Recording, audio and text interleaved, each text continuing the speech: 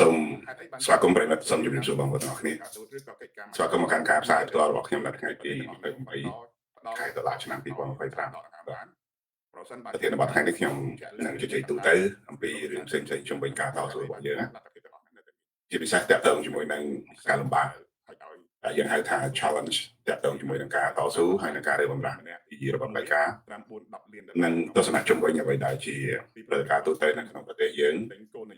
ដែលបងប្អូនយើងជាច្រើននៅតែ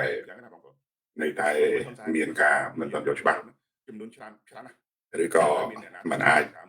ទទួលយកបានអំពីទំនាស់ព្រំដែនរវាងកម្ពុជាថៃនេះវានៅតែក្នុងបរិបទនៃការចោទប្រកាន់គ្នាថាជាអំពើឈ្លានពាននៅជាដើមបងប្អូនហ្នឹងខ្ញុំឆ្ងល់ដែរហើយបានជានៅក្នុង page ហ្នឹងវាអត់ឃើញ load ហើយមានបងប្អូនចូលមើលដែរក៏ប៉ុន្តែវាអត់ឃើញ load មកបាទជំរាបសួរបងជំរាបសួរសង្ឃាកតទីតាមអធិបុលនៃស្វណ្ណក៏ប៉ុន្តែខ្ញុំក៏អត់ដឹងដែរហើយបានជាវាអត់ដើរនៅក្នុង page របស់ខ្ញុំក៏ច្រើនប៉ុន្តែបងប្អូនខ្លះឃើញចូល comment មកហើយឃើញចូលលើកមេដៃមេអីមកហើយក៏ប៉ុន្តែនៅក្នុង page វាអត់ដើរបងប្អូនលើសម្លេងច្បាស់ហើយបើសិនជាលើច្បាស់សូមជួយសរសេរហ៊ុនសែនបើប្រាប់ខ្ញុំផងព្រោះការនេះខ្លះវាមានបញ្ហាបច្ចេកទេសដែរធ្វើឲ្យបងប្អូនដែលតាមដានស្ដាប់ហ្នឹងក៏ស្ដាប់អត់សូវឮចឹងហើយមានតាមប្រព័ន្ធលើខ្មៅហ្នឹងណាក្នុងក្រុម100ឆ្នាំទៀតក៏បញ្ហាបច្ចេកទេសពេលខ្លះបញ្ហាបច្ចេកទេសជាការណាមួយក៏ចាត់ប្រព័ន្ធខ្ញុំរងចាំបន្តិចសុំទោសបងប្អូនខ្ញុំរងចាំបន្តិចដើម្បីឲ្យបងប្អូនយើងបានចូលមកហើយបងប្អូនខ្លះក៏ត្រូវការដាក់សំណួរទៅអនុវត្តច្បាប់ជើងនេះបងប្អូនខ្លះក៏ចង់ដាក់សំណួរចង់សួរមកវិញតែខ្ញុំស្វាគមន៍គ្រប់មតិគ្រប់សំណួរគ្រប់ចំបាក់គ្រប់ភពចំណូលរបស់លោកបងប្អូនថាមានប្រធានបទអីដែរប្រធានបទថ្ងៃនេះខ្ញុំនិយាយអំពីទស្សនវិជ្ជាទូទៅនៃបញ្ហានយោបាយហ្នឹងប៉ុន្តែគេនៅតែធ្វើបាយនៅតែខ្ញុំនិយាយថាជាមួយសង្គមនយោបាយនិងសេដ្ឋកិច្ចក៏ប៉ុន្តែសំខាន់ខ្ញុំមិននិយាយរឿងសេដ្ឋកិច្ចទេខ្ញុំនិយាយពីរឿងបាយហើយសម្រាប់តើតើជាមួយនឹងតំណព្រំដែនតើតើជាមួយនឹងរឿងគឺអ្វីដែលខ្ញុំព្យាយាមបង្ហាញជាផែនការជាអំណះអំណាងណាកន្លងមកជាអំណះអំណាងដែលខ្ញុំរៀបចំស្រាវជ្រាវហើយនឹងដកស្រង់ពីរបាយការណ៍របស់ ASPI ហើយនឹងធ្វើការសិក្សាអំពីការវិភាគហើយនឹងបណ្ដុំនៃរបាយការណ៍របស់ James នឹងដែលគេបានរាយការណ៍អំពីយុទ្ធសាស្ត្ររួមរបស់ហ៊ុនសែនហើយនឹងខ្ញុំថាយុទ្ធសាស្ត្រទាំងពួកខ្ញុំចង់ប្រើពីនឹងគឺក៏ប៉ុន្តែវាគឺជាតតិនយោបាយដែលហ៊ុនសែនបានរៀបចំសម្រាប់ប្រើជាមធ្យោបាយនៅក្នុងការដោះទល់នៅក្នុងស្ថានភាពនេះណាបងប្អូនខ្លះមើលតែបញ្ហារឿងថាទំនាស់ព្រំដែនមើលតែបញ្ហារវាងថៃឈ្លានពានឬក៏ទស្សនៈនយោបាយដែលប្រឆាំងគ្នារវាងគណៈបកប្រឆាំងជាមួយលោកហ៊ុនសែនក៏ប៉ុន្តែបងប្អូនខ្លះមិនបានមើលអំពីថាតើដើមចំនៃបញ្ហាដែលវាកើតឡើងរហូតដល់មានការផ្ទុះអាវុធតាមបណ្ដោយព្រំដែនហ្នឹងវាមានអីទៅប្រកបវាមានស្អីនៅពីក្រោយខ្នងហើយរឿងហេតុនេះវាកើតឡើងមកពីចំណាយពេលណាមកឲ្យពួកនេះធ្វើបានអរគុណបងប្អូនទាំងអស់គ្នាអរគុណលើច្បាស់មាន3 4ប្រទេសគឺកម្ពុជាចំណុចមួយដែលមានសំណួរមានបងប្អូនខ្លះក៏សួរនៅក្នុង comment ដែរខ្ញុំក៏បានចង់លើកយកគ្រប់សំណួរនេះយកមកឆ្លើយដែរប៉ុន្តែមានសំណួរខ្លះដែលបងប្អូនគាត់ចង់សួរថាតើយើងមានអំណះអំណាងអីនៅពេលដែលខ្ញុំធ្វើការវិភាគអញ្ចឹងអ្នកទាំងឬក៏យកមកធ្វើជាមូលដ្ឋាននៅក្នុងការធ្វើអធិប្បាយហ្នឹងនៅក្រោមខ្សែខ្ញុំមានអំណះអំណាងអីខ្លះដែលតាក់ទងជាមួយនឹងចំនួនព្រំដែននេះខ្ញុំចង់ឲ្យបងប្អូនកលែងមើលអំពីស្ថានភាពទូទៅធ្វើដោយប្រយោលខ្ញុំចង់ឲ្យបងប្អូនកលែងមើលអំពីស្ថានភាពទូទៅថាហេតុអីបានជារឿងព្រំដែនថ្ងៃនេះវាកើតឡើងនៅក្នុងពេលមួយដែលយើងគិតថាក្នុងមុនពេលដែលទៅអាវុធថ្ងៃទី24ណាបងប្អូននៅក្នុងបរិយាកាសពេលនោះណាបើសិនជាយើងមើលឲ្យមែនទែនទៅណាប្រព័ន្ធ cyber scan នេះអត់មានអីតាក់ទងជាមួយនឹងថៃអត់មានអីតាក់ទងជាមួយនឹងថៃតទៅសោះសម្រាប់សង្គមជាតិទាំងមូលណាក៏ប៉ុន្តែអ្វីដែលមានគឺដំណោះរបស់លោកចាំបាច់មិនមែនដំណោះទេជាផែនការវាជាផែនការរបស់លោកហ៊ុនសែនជាមួយនឹងលោកថាក់សិនហ្នឹងខ្ញុំបាននិយាយច្រើនហើយក៏ប៉ុន្តែខ្ញុំគ្រាន់តែលើកវាយកមកធ្វើគេហៅស្អីការឆ្លុះបញ្ចាំងឡើងវិញណាថារឿងទាំងអស់នោះគឺដោយសារផែនការរួមនៃការគ្រប់គ្រងអំណាចនៅក្នុងតំបន់ចឹងណាហើយបើសិនជាយើងនិយាយអំពីបរិបទនយោបាយជារួមតាក់ទងជាមួយនឹងអ្វីដែលលោកហ៊ុនសែនធ្វើហ្នឹងយើងដឹងទាំងអស់គ្នាហើយសហគមន៍អន្តរជាតិគេដឹងទាំងអស់គ្នាថា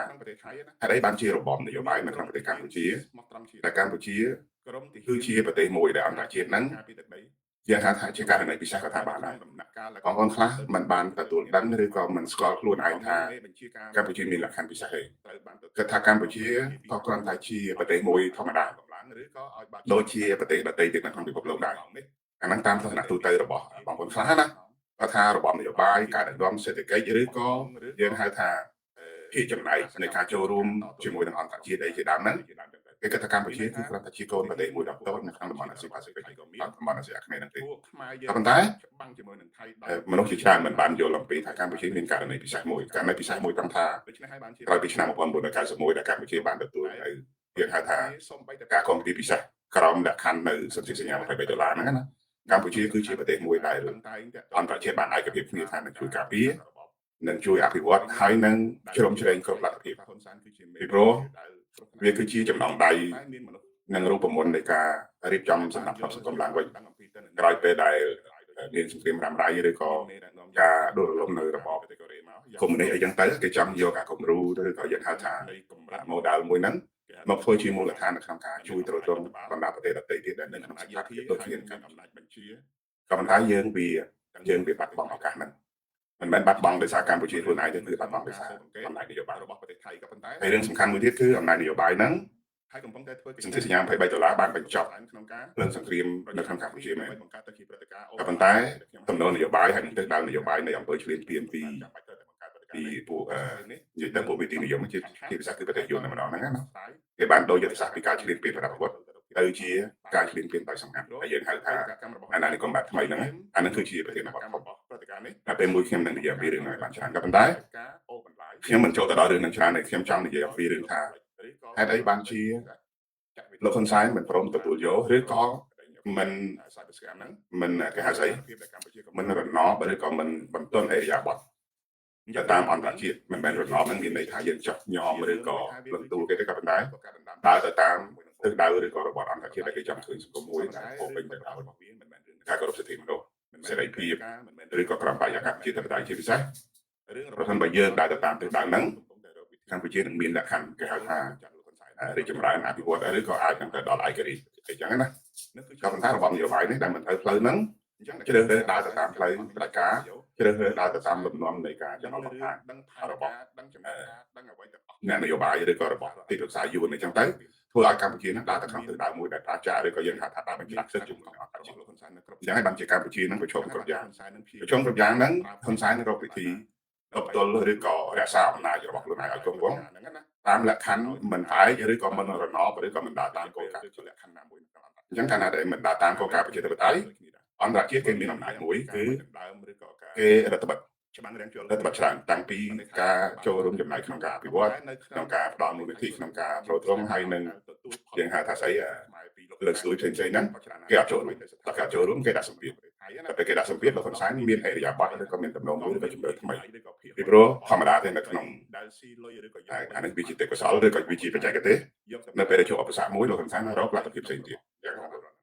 ជាពិសេសដោយការន័យថាខ្ញុំតែងលើកឧទាហរណ៍ថាប្រទេសភូមាកន្លងមកមិនមានអ្នកណាជួយឧបត្ថម្ភមិនមានអ្នកជួយគ្រប់គ្រងឬក៏ជួយអភិវឌ្ឍទេក៏ប៉ុន្តែហ៊ុនសែនសំដៅលើភូមាបានរកទៅប៉ុណ្ណឹងចឹងដើម្បីធ្វើជាបង្អែកសង្គមថៃនឹងសម្រាប់យើងហៅស្អីសម្រាប់ទ្រទ្រង់ការគ្រប់គ្រងអំណាចថៃក្រៅពីរដ្ឋបတ်ចិនគេក៏មានមធ្យោបាយដទៃទៀតដូចយើងឃើញស្រាប់ហើយថា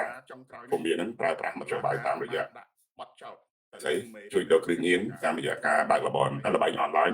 ហើយនឹងតាមរយៈការចាប់កម្រិតនិងសម្រាប់មនុស្សអីចឹងណាដើម្បីយកប្រាក់ចំណូលហ្នឹងមកគ្រប់គ្រងអំណាចរបស់ខ្លួនធ្វើល្បែងអនឡាញអីទាំងអស់យើងមើលពីល្បែងអនឡាញយើងមើលពី cyber scam យើងមើលពីអីគឺយើងថាចំនួននឹងតូចឯងខ្មែរទាំងក៏ប៉ុន្តែតាមការពិតចំនួននឹងធំលុយនឹងធំដល់មិនយើងមិនអាចកែនេះបានថាវាច្រើនប៉ុណ្ណាប៉ុន្តែបើសិនជាយើងមើលមួយទៀតថាហេតុអីបានជាភូមាមិនសូវជាទទួលសម្ពាធដោយកម្ពុជាបើទោះជាភូមាប្រាច់ការភូមាពឹងផ្អែកអធិបតេយ្យចិនភូមាប្រើលទ្ធភាពរកប្រាក់ចំណូលតាមរយៈ cyber scam តាមរយៈការលក់ដូរគ្រឿងញៀនដែលល្បីនៅក្នុងតំបន់យើងនេះណាគ្មានប្រទេសណាល្បីជាងប្រទេសភូមាដែលតាក់ទងជាមួយនឹងអបតកម្មតាក់ទងជាមួយនឹងការជួយដល់គ្រឿងញៀនហ្នឹងទេប៉ុន្តែហេតុអីបានជាប្រទេសភូមាហ្នឹងសម្ពាធនយោបាយហើយនឹងការរឹតបន្តឹងពីអន្តរជាតិហ្នឹងមិនដូចកម្ពុជានឹងបងប្អូនខ្លាំងក្រែងប្រាប់ឲ្យទៅមេបញ្ជាការភូមិទី2មិនឲ្យតបតកន្លែងហ្នឹងគឺត្រង់ថាចាការច្បាំងរាំងជន់ពីព្រោះប្រទេសភូមាវាអត់មាននៅក្នុងលក្ខខណ្ឌមួយដែលខ្ញុំជម្រាបពីខាងដើមអញ្ចឹងណាលក្ខខណ្ឌមួយគឺអន្តរជាតិហ្នឹងគេខ្លំមើលនិងអន្តរជាតិមានកាតព្វកិច្ចរបស់ក្នុងការការពារនិងជួយអន្តរាគមន៍ពីប្រកម្ពុជាមានលក្ខខណ្ឌពិសេសមួយគឺសន្ធិសញ្ញា$23ជាចំណងដែលឲ្យអន្តរជាតិហ្នឹង ឬក៏ប្រទេសជាមិត្តរបស់យើងហ្នឹងមានកាតព្វកិច្ចក្នុងការទទួលខុសត្រូវឬក៏រួមចំណែកនៅក្នុងការការពារដែនដីមួយនេះអញ្ចឹងបានកម្ពុជាហ្នឹងវាតេតិនរឿងទីពីមានការគោរពសិទ្ធិមនុស្សបរិយាកាសប្រជាធិបតេយ្យហើយនឹងសេរីភាពរបស់ពលរដ្ឋដែលមានការទទួលខុសត្រូវទាំង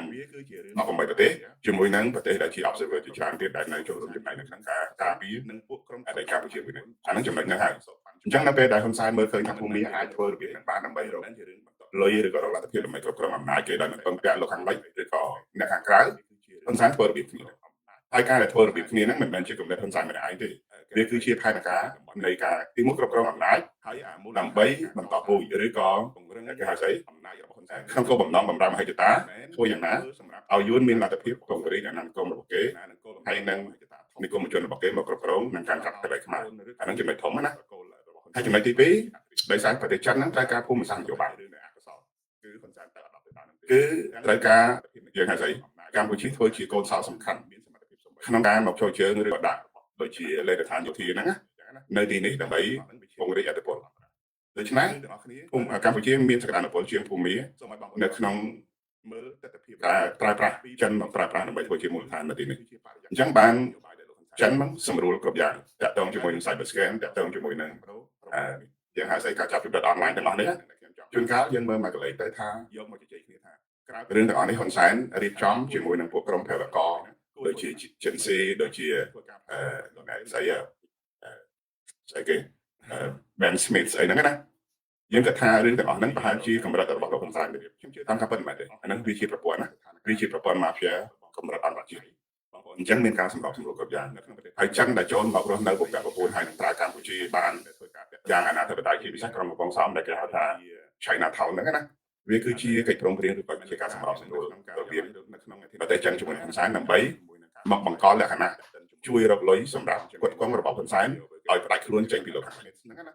អញ្ចឹងរឿងទាំងអស់នេះបើយើងមើលទៅតាមរបាយការណ៍របស់ Al Jazeera យើងមើលតាមរបាយការណ៍របស់ Global Witness សម្រាប់ហើយនឹងយើងមើលទៅតាមរបាយការណ៍យោធាផ្សេងៗណាយើងឃើញថារបៀបគ្រប់គ្រងហើយនឹងការត្រៀមលក្ខណៈផ្ដាច់ខ្លួនរបស់លោកហ៊ុនសែនចេញពីលោកខាងលិចណាអញ្ចឹងបានគឺមានទំនោរគឺមានគេហៅថាមានលំនាំមានលំអានច្បាស់លាស់ដូច្នេះហើយបានជានៅពេលដែលយើងមើលថាសង្គ្រាមព្រំដែននេះវាតាក់ទងគ្នាយ៉ាងណាជាមួយនឹងយើងហៅថារូបភាពរួមនៃពិភពលោកហ្នឹងណាអំណាចតាមការពិតដូចខ្ញុំនិយាយពីថ្ងៃមុនប៉ុន្តែខ្ញុំនិយាយអត់ចប់ថាហ៊ុនសែនណាមុននឹងដើរមកដល់ដំណាក់កាលនៃការផ្ដាច់ខ្លួនឬក៏ត្រៀមលក្ខណៈដើម្បីគេហៅថាគ្រប់គ្រងបន្តពូជនិងកសាងមរតកសម្រាប់តកូលរបស់ហ៊ុនសែនឲ្យខ្លាយទៅជាអធិរាជរបស់កម្ពុជាហ្នឹងណាហ៊ុនសែនបានរៀបចំច្រើនហួសដែលយើងអាចគិតតែយើងមិនដឹងយើងនឹកមិនដល់ថាហ៊ុនសែនបានរៀបចំដល់តែសម្រាប់យើងទូទៅក៏ប៉ុន្តែសម្រាប់អ្នកបច្ចេកទេសសម្រាប់អ្នកដែលគេតាមមើលអំពីព្រឹត្តិការណ៍នយោបាយនៅក្នុងកម្ពុជាជាពិសេសគេនិយាយអំពីការគ្រប់គ្រងផ្ដាច់ការនិងបន្តពូជដែលគេហៅថា dynastic regime ហ្នឹងណានេះគឺជាប្រព័ន្ធរបស់វាហើយគេដឹងថាលំនាំរបស់វាគឺរបៀបហ្នឹងគេដឹងពីប្រភពលុយគេដឹងពីរបៀបដែលហ៊ុនសែនគ្រប់គ្រងអំពើពុករលួយហើយនឹងអំណាចផ្ដាច់ការគេដឹងទាំងអស់គ្រាន់តែគេសួរថាបើគេដឹងទាំងអស់ហេតុអីគេមិនអាចឬក៏មិនមានវិធានការដើម្បីទប់ស្កាត់ឬក៏រារាំងអំណាចហ៊ុនសែនចំណុចនេះគឺជាសំណួរនៅពេលដែលចម្លើយរបស់វាគឺត្រង់ថាតាមការពិតកម្ពុជានិងថៃការដែលគេផ្ដាច់ការវិនិយោគនានាមកលើកម្ពុជាការដែលគេផ្ដាច់ GSP ការដែលគេផ្ដាច់ EBA ហើយនឹងការដែលគេផ្អាកនៅមានលទ្ធភាពកិច្ចព្រមព្រៀងទាំងឡាយណាដែលគេហៅថាស្អី Free Trade Agreement ជាមួយនឹងរបបក្រុងពេញកន្លងមកហ្នឹងវាគឺជាជំហានវាគឺជាដំណាក់កាលនីមួយដែលអន្តរជាតិរំពឹងថាលោកហ៊ុនសែនដឹងខ្លួនហើយនឹងងាកមករកកន្លងប្រជាធិបតេយ្យយ៉ាងណារហូតមកដល់ពេលមួយហ៊ុនសែនមានខ្នងកាន់តែក្រាស់មានជំនឿចិត្តកាន់តែខ្លាំងថាបើទោះជាលោកខាងលិចនឹងផ្ដាច់ EBA ផ្ដាច់តំណែងតំណងគ្រប់យ៉ាងបិទច្រកកម្ពុជាមិនឲ្យមានតំណែងតំណងទៅលើលោកខាងលិចឬក៏ទៅលោកខាងក្រៅហ្នឹងក៏ហ៊ុនសែននឹងស្លាប់ដែរអានេះបើតាមសម្ដីរបស់ហ៊ុនសែនដែលអះអាងណាឲ្យបាត់សំបីតែប្រទេសថៃក៏ឲ្យបាត់ព្រំដែន100ឆ្នាំទៀតក៏ហ៊ុនសែនបានដែរពីព្រោះហ៊ុនសែនជឿថាគេមានគ្រប់យ៉ាងលុយគេនឹងមិនដឹងធ្វើអីទេពីពិភពលោកនេះណាប្រទេសណាក៏មានលុយខ្មៅរបស់ហ៊ុនសែនហើយហ៊ុនសែនក្អេងក្អាងរហូតដល់ថាអ្នកណាមានលុយនៅក្នុងកម្ពុជាយកតែផ្ញើនៅបរទេសអីហ្នឹងឲ្យរកអូសយកអស់ទៅពីព្រោះហ៊ុនសែនយល់ច្រឡំថាដើម្បីលៀងអំពើអកតកម្មហើយនឹងអភេរកម្មហិរញ្ញវត្ថុរបស់គាត់ហ្នឹងណាស្មានថាគ្មានអ្នកណាដឹងអំពីប្រព័ន្ធទាំងអស់ហ្នឹងអញ្ចឹងបានជាដំណាក់កាលនីមួយៗគេចាប់ផ្ដើមបង្កទ្របចាប់ផ្ដើមកំពុងតែមានរឹបអូសឬក៏បិទយើងហៅស្អីបិទសេវាកម្មរបស់ក្រុមហ៊ុនមួយចំនួនដែលជាមេធានឬក៏ជាខ្សែបណ្ដោយនៅក្នុងការចល័តលុយខ្មៅនៅក្រៅប្រទេសណា យើងឃើញថាពួកអង្គការនិងពួកមន្ត្រីធំដំបូងគេចាប់ផ្ដើមបិទតែពួកយើងហៅស្អីអាកាលហ្នឹងយើងហៅថា the 12 ឬក៏ dozen generals កាលហ្នឹងណាគឺពួកក្រុមគេហៅស្អីអាដាមសេនី12រូបដែលរដ្ឋាភិបាលអាមេរិកបានហាម5ហើយនឹងរឹបអូននឹងបិទនៅស្អីស្អីបញ្ជីធនាគាររបស់ខ្លួននៅក្រៅប្រទេសអីទាំងអស់ហ្នឹងណាដំបូងវាចូលតែដំណាក់កាលហ្នឹងទេក្រោយមកបានគេដល់ដំណាក់កាលរឹបអូនយកទ្រព្យសម្បត្តិរបស់ពួកអង្គការមួយចំនួននៅដើម្បីដែលយកទៅដាក់ជាមួយនឹងសាក្រោយមករហូតដល់តាក់ទងជាមួយនឹងការបិទក្រុមហ៊ុនដូចជាក្រុមហ៊ុនអុយភួយវ៉ាន់ក្រុមហ៊ុនលីយ៉ុងផានក្រុមហ៊ុនអីទៀតគេចាប់ផ្ដើមបិទបន្តមានន័យថាសម្ពាធហិរញ្ញវត្ថុទៅលើរបបហ៊ុនសែនកាន់តែគៀកទៅដូច្នេះគេបញ្ចេញគៀកទៅនឹងហើយគឺជាសញ្ញាដែលឲ្យដៃជើងរបស់ហ៊ុនសែនកុំភ្លេចថាហ៊ុនសែនណានៅពេលដែលគ្រប់គ្រងអំណាចរយៈពេលជាង30ឆ្នាំនៅលើឥទ្ធិពលជាមេម៉ាហ៊ុនសែនបានរៀបចំប្រព័ន្ធគ្រប់យ៉ាងប៉ុន្តែនៅក្នុងប្រទេសសូម្បីតែអំណាចនៅក្នុងសភារបស់ប្រទេសសំខាន់ខ្លះណាក៏ក្រុមតំណាងរាស្ត្រទាំងអស់ហ្នឹងណាជាអ្នកដែលបានសំណូកសោបាននឹងរកក្រោមឥទ្ធិពលអំណាចរបស់លោកហ៊ុនសែនដែរអានឹងខ្ញុំនិយាយអំពីលោកខាងលិចណាតែលក្ខខណ្ឌស្របច្បាប់តំណាងទូតរដ្ឋាភិបាលទូតជាពិសេសគឺប្រទេសខ្លះដែលនៅក្នុងរបាយការណ៍យើងមិនអាចយកមកធ្វើអធិប្បាយបានទេពីព្រោះវាប៉ះពាល់ដល់កិត្តិយសរបស់ប្រទេសគេទូតរបស់ប្រទេសខ្លះក៏ធ្លាប់បានទទួលសំណូកដែលមានផុសតាងថាមានទាំងវលីនៅពេលដែលបញ្ចប់បេសកកម្មចេញពីប្រទេសកម្ពុជាគឺអាចមករកសល់សក់ដែលធ្វើអំពើក្បត់ជាតិរប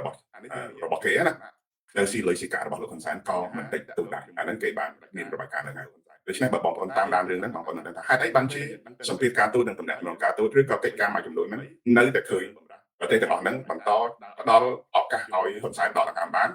ប្រសិនបើចំណាត់ការរដ្ឋបាលជាក់លាក់ឬក៏តាំងតែលោកហ៊ុនសែនត្រូវដួលយូរហើយក៏ប៉ុន្តែហេតុអីបានជាលទ្ធភាពទាំងអស់ហ្នឹងនៅតែបងប្អូនខ្លះគឺដោយសារកិច្ចចប់ពិសេសដែលឲ្យអង្គទូតទាំងអស់ហ្នឹងពីដៃហ៊ុនសែនហើយហ៊ុនសែនអត់ខ្លាចទិញទូតម្នាក់ទូតមួយ$4-10 លានឬក៏$20 លានគេអត់ខ្លាចទិញទេពីព្រោះគេធ្លាប់ទិញមនុស្សឬក៏ទិញគោលនយោបាយ20-30 លានក៏ជាទីឡើងអញ្ចឹងណាបងប្អូនពីព្រោះលុយហ៊ុនសែនបីនិយាយអំពីចំនួនច្រើនណាស់មិនដែលមានអ្នកណាទៅទិញនាឡិកាមួយ4-10-20 លានទេក៏ប៉ុន្តែហ៊ុនសែនអាចទិញដូច្នេះក្បាលឬក៏តម្លៃរបស់អគ្គរដ្ឋទូតខ្លះតម្លៃត្រឹមតែ5 លានឬក៏10 លានតែអាចសម្រេចកិច្ចការជាច្រើនកន្លងមកហ្នឹងរហូតមកដល់ជួបបញ្ហាតែទោះយ៉ាងណាក៏ដោយរឿងទាំងអស់នេះហ៊ុនសែនមានខ្សែបង្ហោះហ៊ុនសែនមានអ្នកបង្កប់ហ៊ុនសែនមានអ្នកធ្វើកិច្ចការនៅក្នុងសភានៅក្នុងប្រសិទ្ធិហើយនៅក្នុងរដ្ឋាភិបាលអន្តរជាតិខ្ញុំនិយាយមែនតើនៅសង្ឃាគ្រប់ទិសទីតាមអធិបុលនៃលុយខ្មៅរបស់លោកហ៊ុនសែនក៏ប៉ុន្តែរឿងទាំងអស់នេះដោយសារពួកខលខូចក៏ច្រើនប៉ុន្តែអំណាចច្បាប់ហើយនឹងគុណភាពនៃកិច្ចការរបស់គេក៏និយាយពីឡងអញ្ចឹងការស៊ើបអង្កេតគ្រប់យ៉ាងការចាប់ចម្រិតឬក៏លបែងស៊ីសងទាំងអស់នៅក្នុងកិច្ចការគេដឹងហើយគេដឹងច្បាស់ថាហ៊ុនសែនបើទោះជាគ្មានជំនួយរដ្ឋាភិបាលជាលក្ខណៈ bilateral grant ជា loan ជាស្អីទាំងអស់ពីបរទេសក៏គេដឹងច្បាស់ថាហ៊ុនសែនប្រើប្រាស់លុយរបស់គាត់រាល់ថ្ងៃដែលមានតាមប្រព័ន្ធលុយខ្មៅហ្នឹងណាគ្រប់គ្រង100ឆ្នាំទៀតក៏អត់អស់ដែរលុយហ្នឹងប្រសិនបើគ្មានវិធានការណាមួយក៏ចាត់ថាប្រព័ន្ធស្គាមដូច្នេះហើយបានជារឿងទាំងអស់នេះវាឈានដល់ដំណាក់កាលតាំងពីការអនុវត្តច្បាប់តាក់ទងជាមួយនឹង Visa Ban តាំងពីការអនុវត្តច្បាប់ Magnitsky Act នៅសហរដ្ឋអាមេរិកដើម្បីដាក់គេហៅស្អីតាមរឿងរដ្ឋបន្តឹងការគ្រប់គ្រងហិរញ្ញវត្ថុឬក៏ការគ្រប់គ្រងប្រភពចំណូលរបស់លោកហ៊ុនសែនគឺមានគ្រប់យ៉ាងក៏ប៉ុន្តែច្បាប់ខ្លះឬក៏វិធានការខ្លះដាក់ទៅហើយវាប៉ះពាល់ដល់ប្រជាពលរដ្ឋខ្មែរធ្ងន់ឬក៏ខ្លាំងប៉ុន្តែគេនៅតែធ្វើដូចជាការនៅ EBA អីជាដើមចឹងគេនៅតែធ្វើ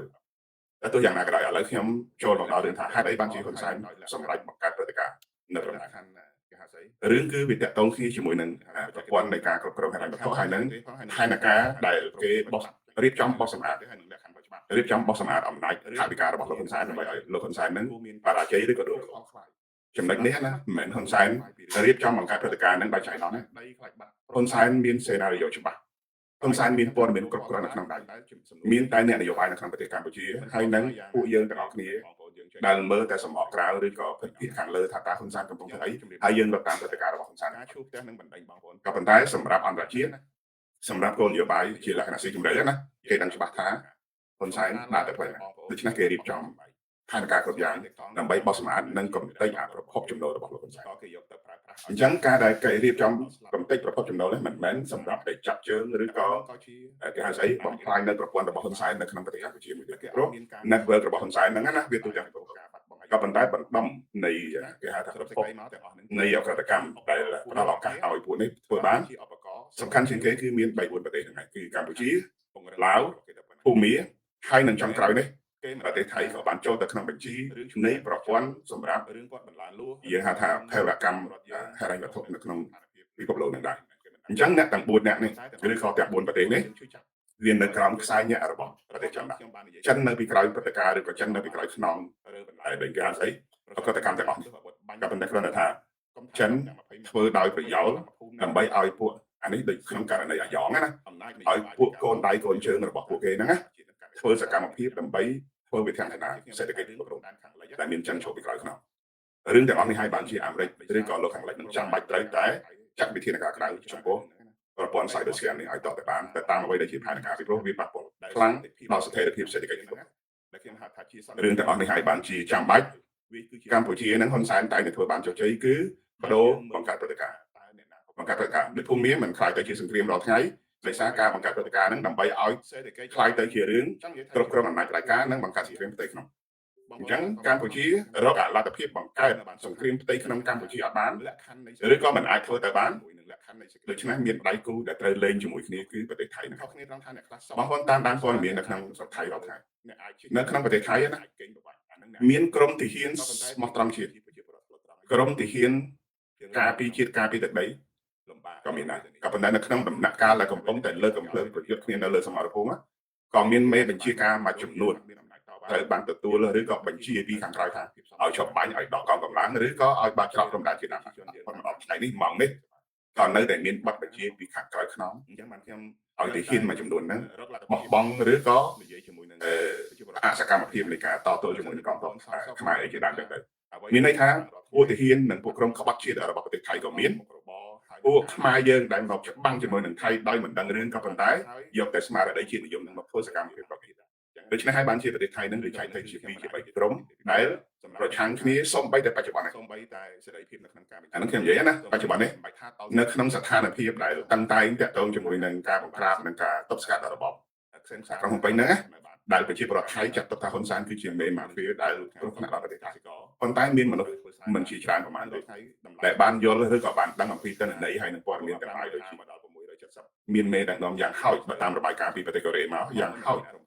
7នាក់នៃកម្រិតមនុស្សគេហៅថាកម្ពុជាក៏ថាបានដែរដែលមានអំណាចរដ្ឋបាលមានអំណាចយោធាហើយនឹងមានអំណាចបញ្ជាចំណាត់ការទាំងមូលនៅក្នុងប្រទេសថៃទាំងអស់ដូច្នេះមនុស្ស7នាក់ហ្នឹងគឺនៅក្នុងការស៊ើបអង្កេតរបស់ប្រទេសថៃក៏ប៉ុន្តែឈ្មោះនឹងមានហើយកំពុងតែធ្វើកិច្ចការសហការជាមួយនឹងលោកហ៊ុនសែនក្នុងការប្រឆាំងគ្នាដើម្បីបង្កើតទៅជាព្រឹត្តិការណ៍អូបន្លាយពេលវេលាដែលខ្ញុំហៅថាវាគឺជាព្រឹត្តិការណ៍ទិញពេលវេលាដែលលោកហ៊ុនសែនចាំបាច់ត្រូវតែបង្កើតព្រឹត្តិការណ៍នេះហើយសង្គ្រាមនេះនឹងមិនចប់ឆាប់ហើយក៏នឹងមិនមានដំណោះស្រាយដើម្បីឲ្យកម្ពុជានិងប្រទេសថៃនឹងវិលទៅរកភាពធម្មតាឡើងវិញបានដែរ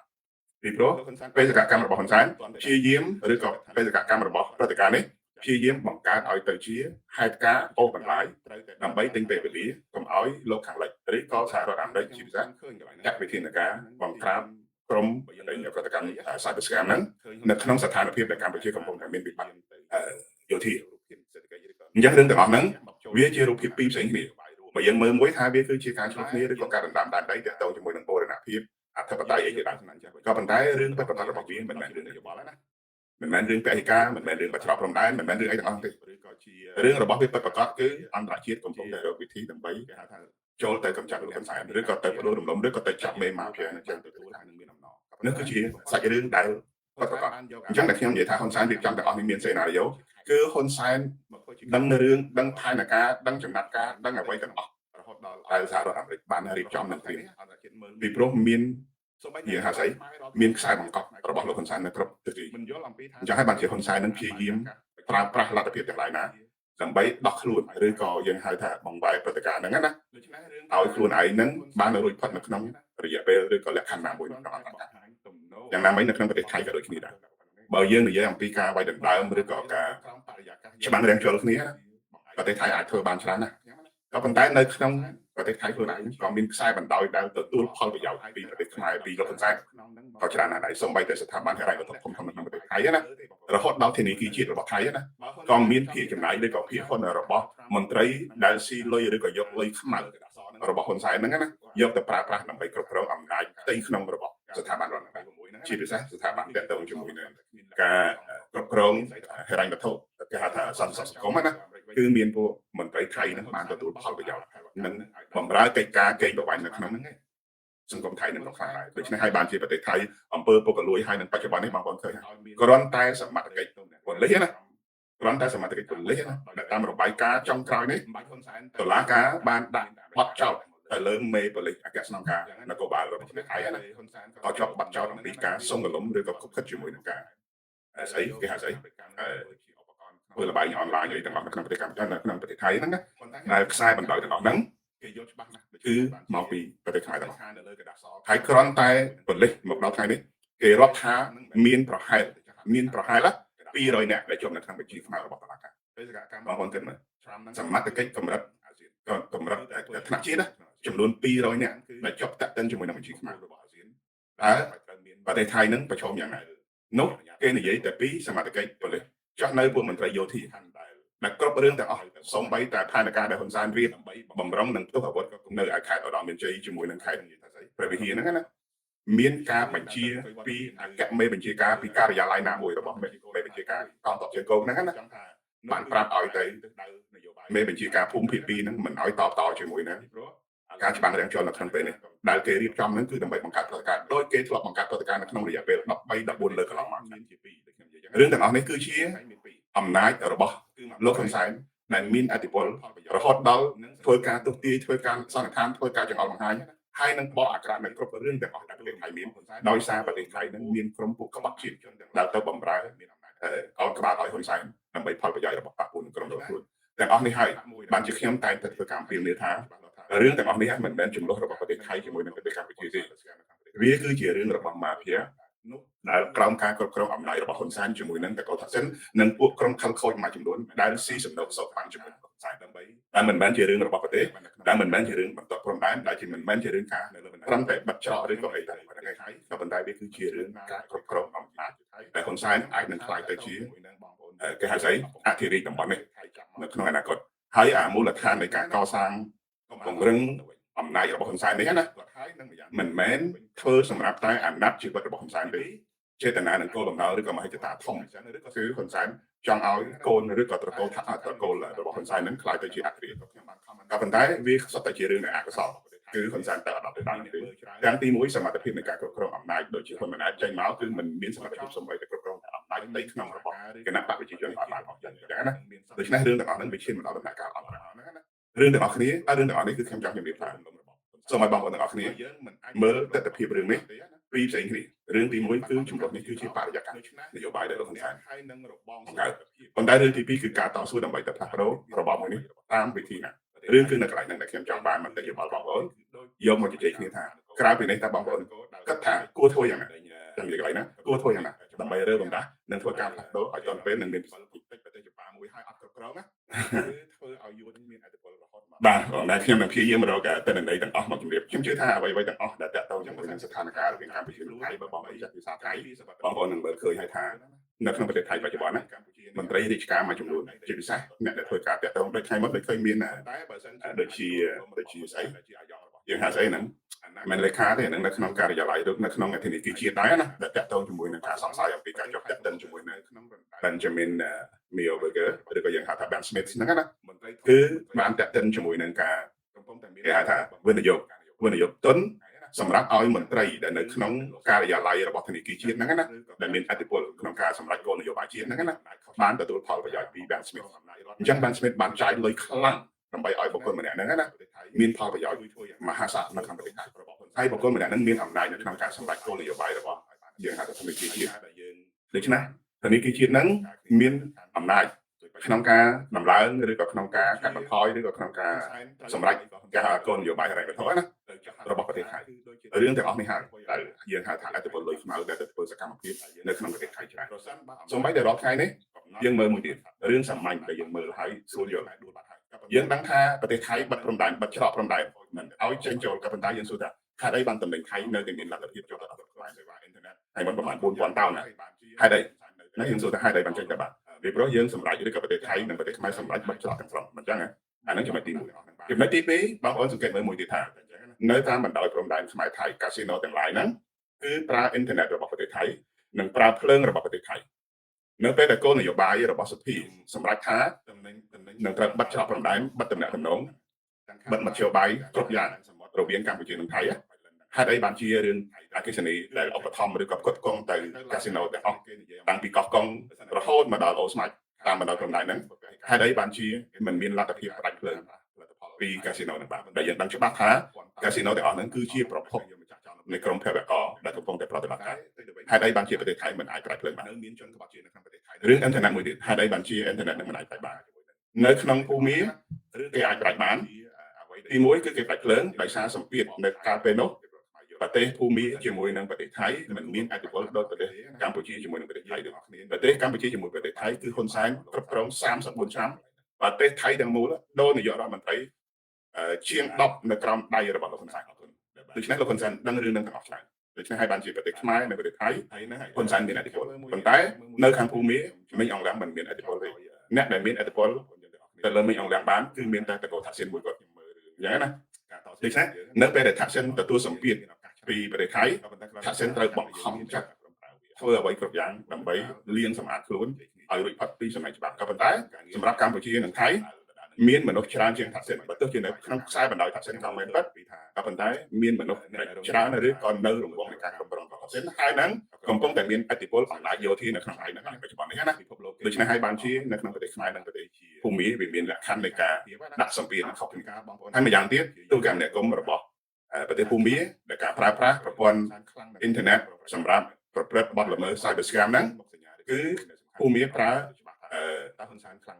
Starlink ណាប្រើ Starlink ពីរបស់នេះស្អីម្ចាស់ Stella ដែលម្ចាស់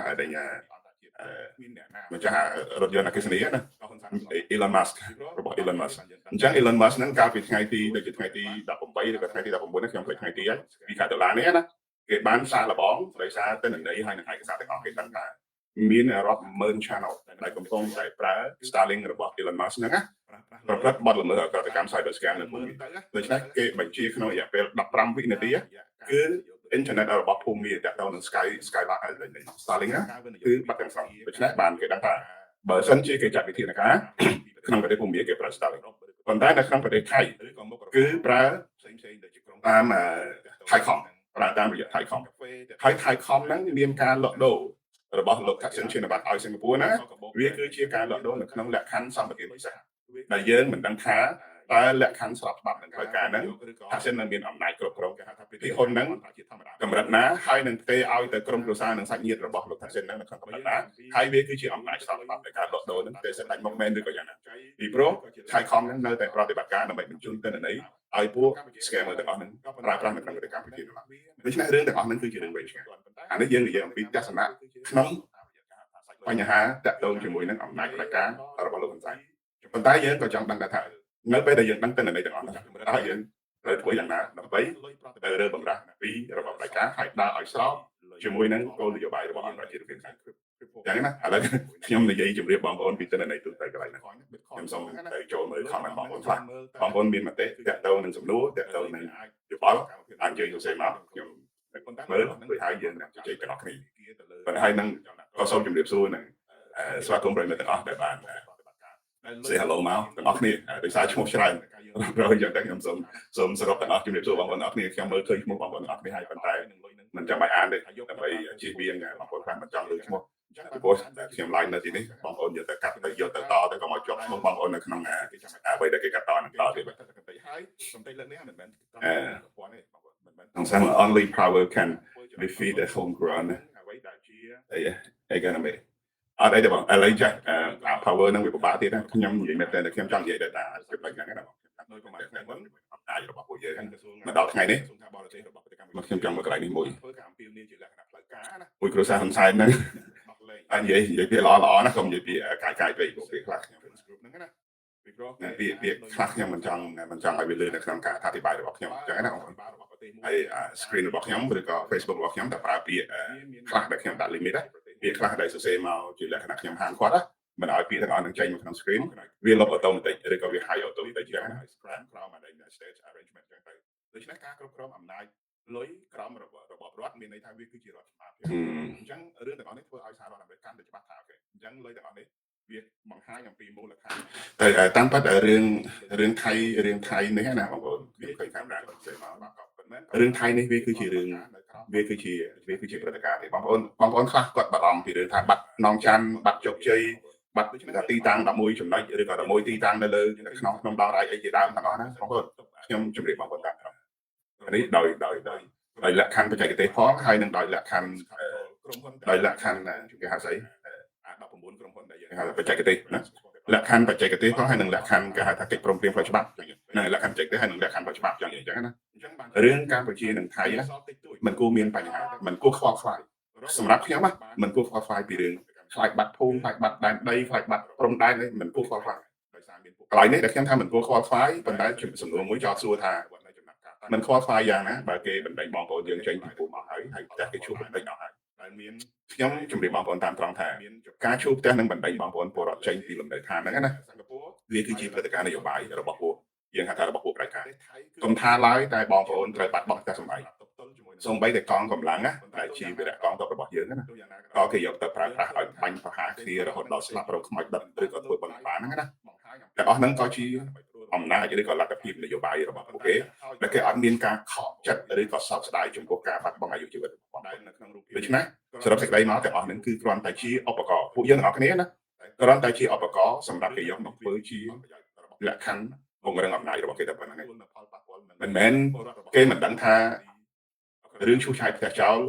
រឿងគាត់បន្លាលួសឬក៏រឿងប្រជាពលរដ្ឋយើងរស់នៅក្នុងស្ថានភាពលំបាកវេទនាមិនគេមិនដឹងទេ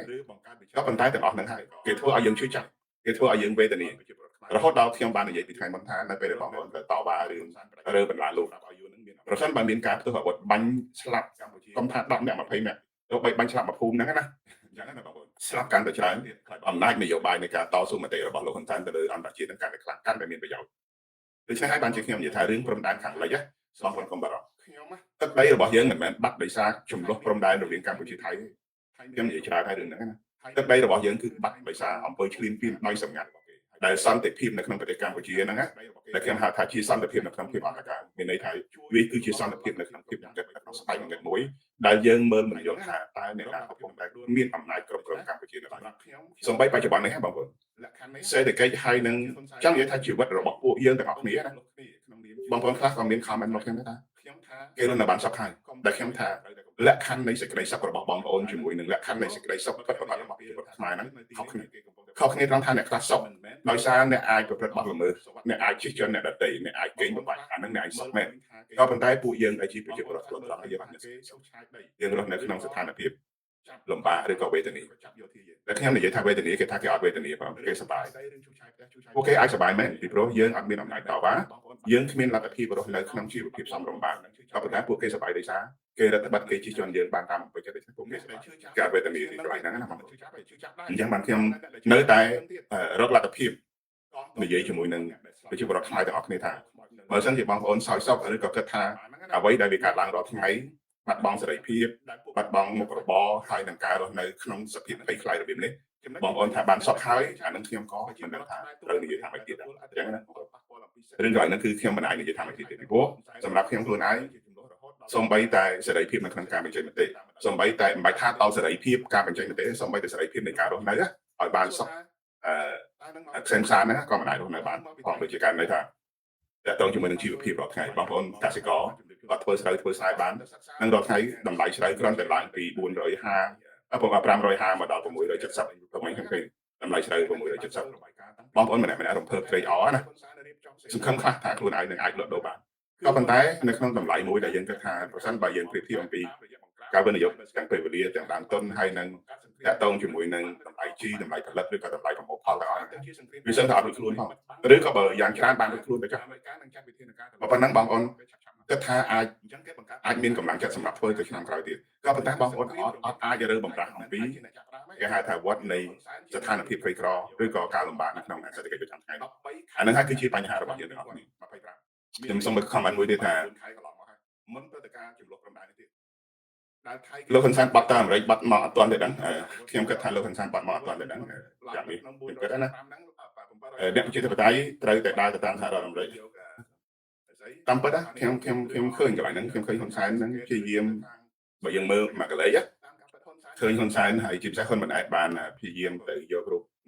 ភាពសេដ្ឋកិច្ចឬក៏នយោបាយរបស់អាមេរិកមកចូលរួមនៅក្នុងអតីតភាពនយោបាយរួមរបស់ហ៊ុនសែនប៉ុន្តែយើងតើច្បាស់កន្លែងនេះថាយកទស្សនៈចេះវិញបងប្អូនមើលទាំងអស់គ្នាហើយជួយផ្ដល់ជាមតិយោបល់ណារូបភាព$23ហ្នឹងគឺជាសន្តិភាពឬក៏ជាគេហៅថាជា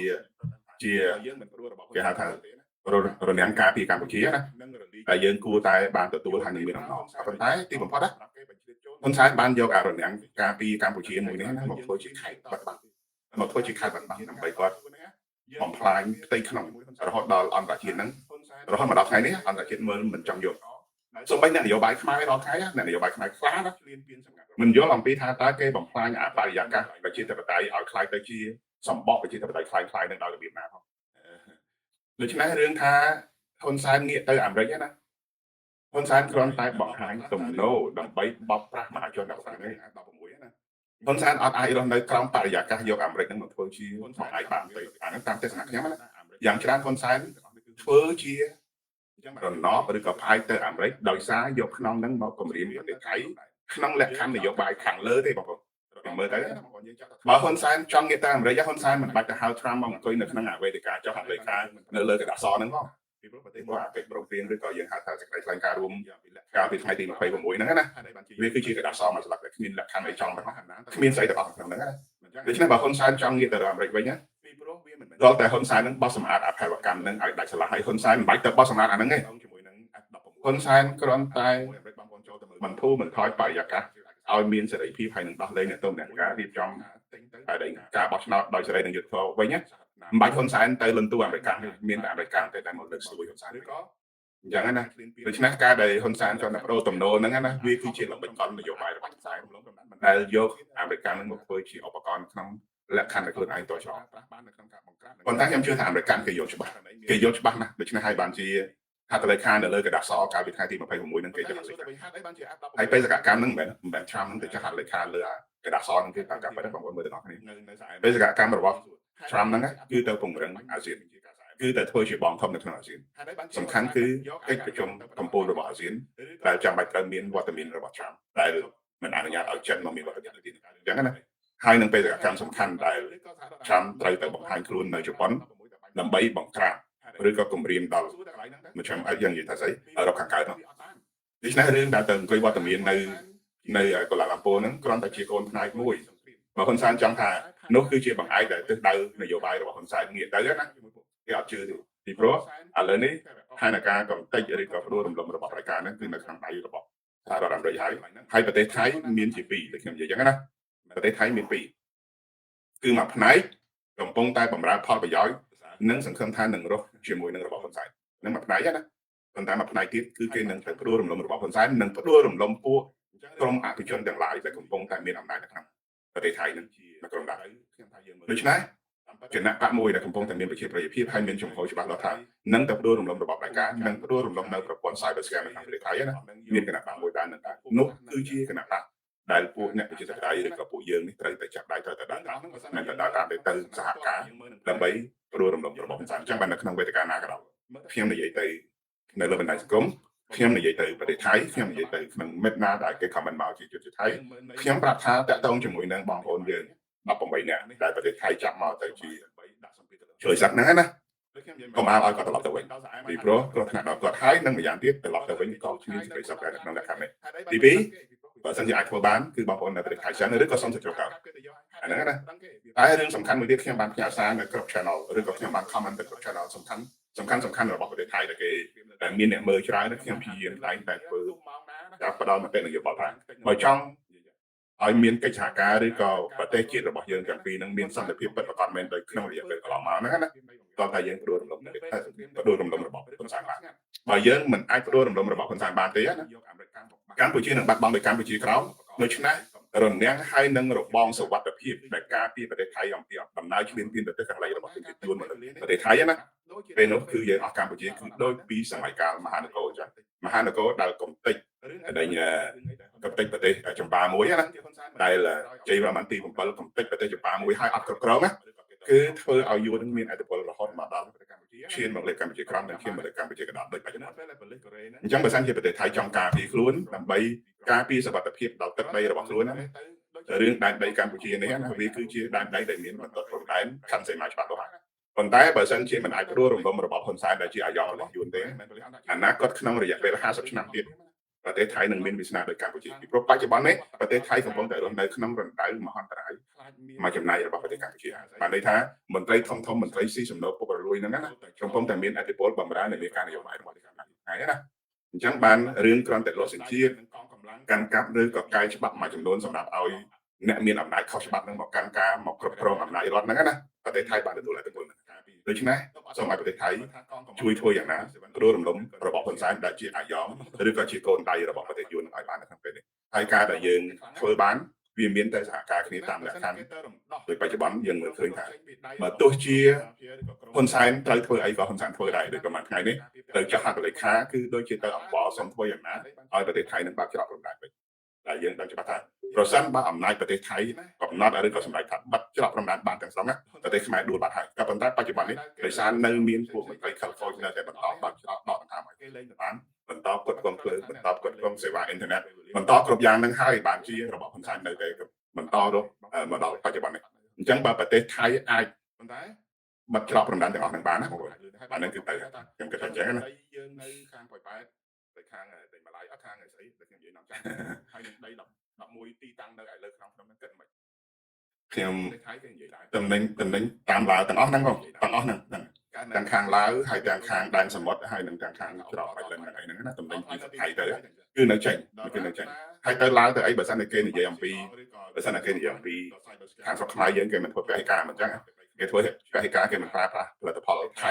ក៏ប៉ុន្តែយើងគិតមកតំណែងរាប់ពាន់តោនចូលទៅវាអត់ឲ្យសល់មិនឃើញយើងមកចាក់ចោលនៅព្រំដែនវិញអញ្ចឹងណាប៉ុន្តែទៅវិញគេបានបង្ហាញគេថតបង្ហាញថានៅមានជនក្បត់ជាតិនៅក្នុងប្រទេសថៃនៅឡើយទេដែលកំពុងតែបាននយោបាយសហការជាមួយនឹងហ៊ុនសែនទាំងអស់ហ្នឹងណារឿងទាំងអស់ហ្នឹងហើយគឺជាអ្វីដែលយើងត្រូវបកបង្ហាញឲ្យបងប្អូនប្រជាពលរដ្ឋខ្មែរយល់ថាបើសិនជាយើងមិនគិតគូរអំពីបញ្ហាទាំងអស់នេះទេណាតែយើងទាំងអស់គ្នានឹងលងនៅក្នុងលបែងនយោបាយរបស់លោកហ៊ុនសែនគឺបង្វិលយើងនៅកន្លែងហ្នឹង international law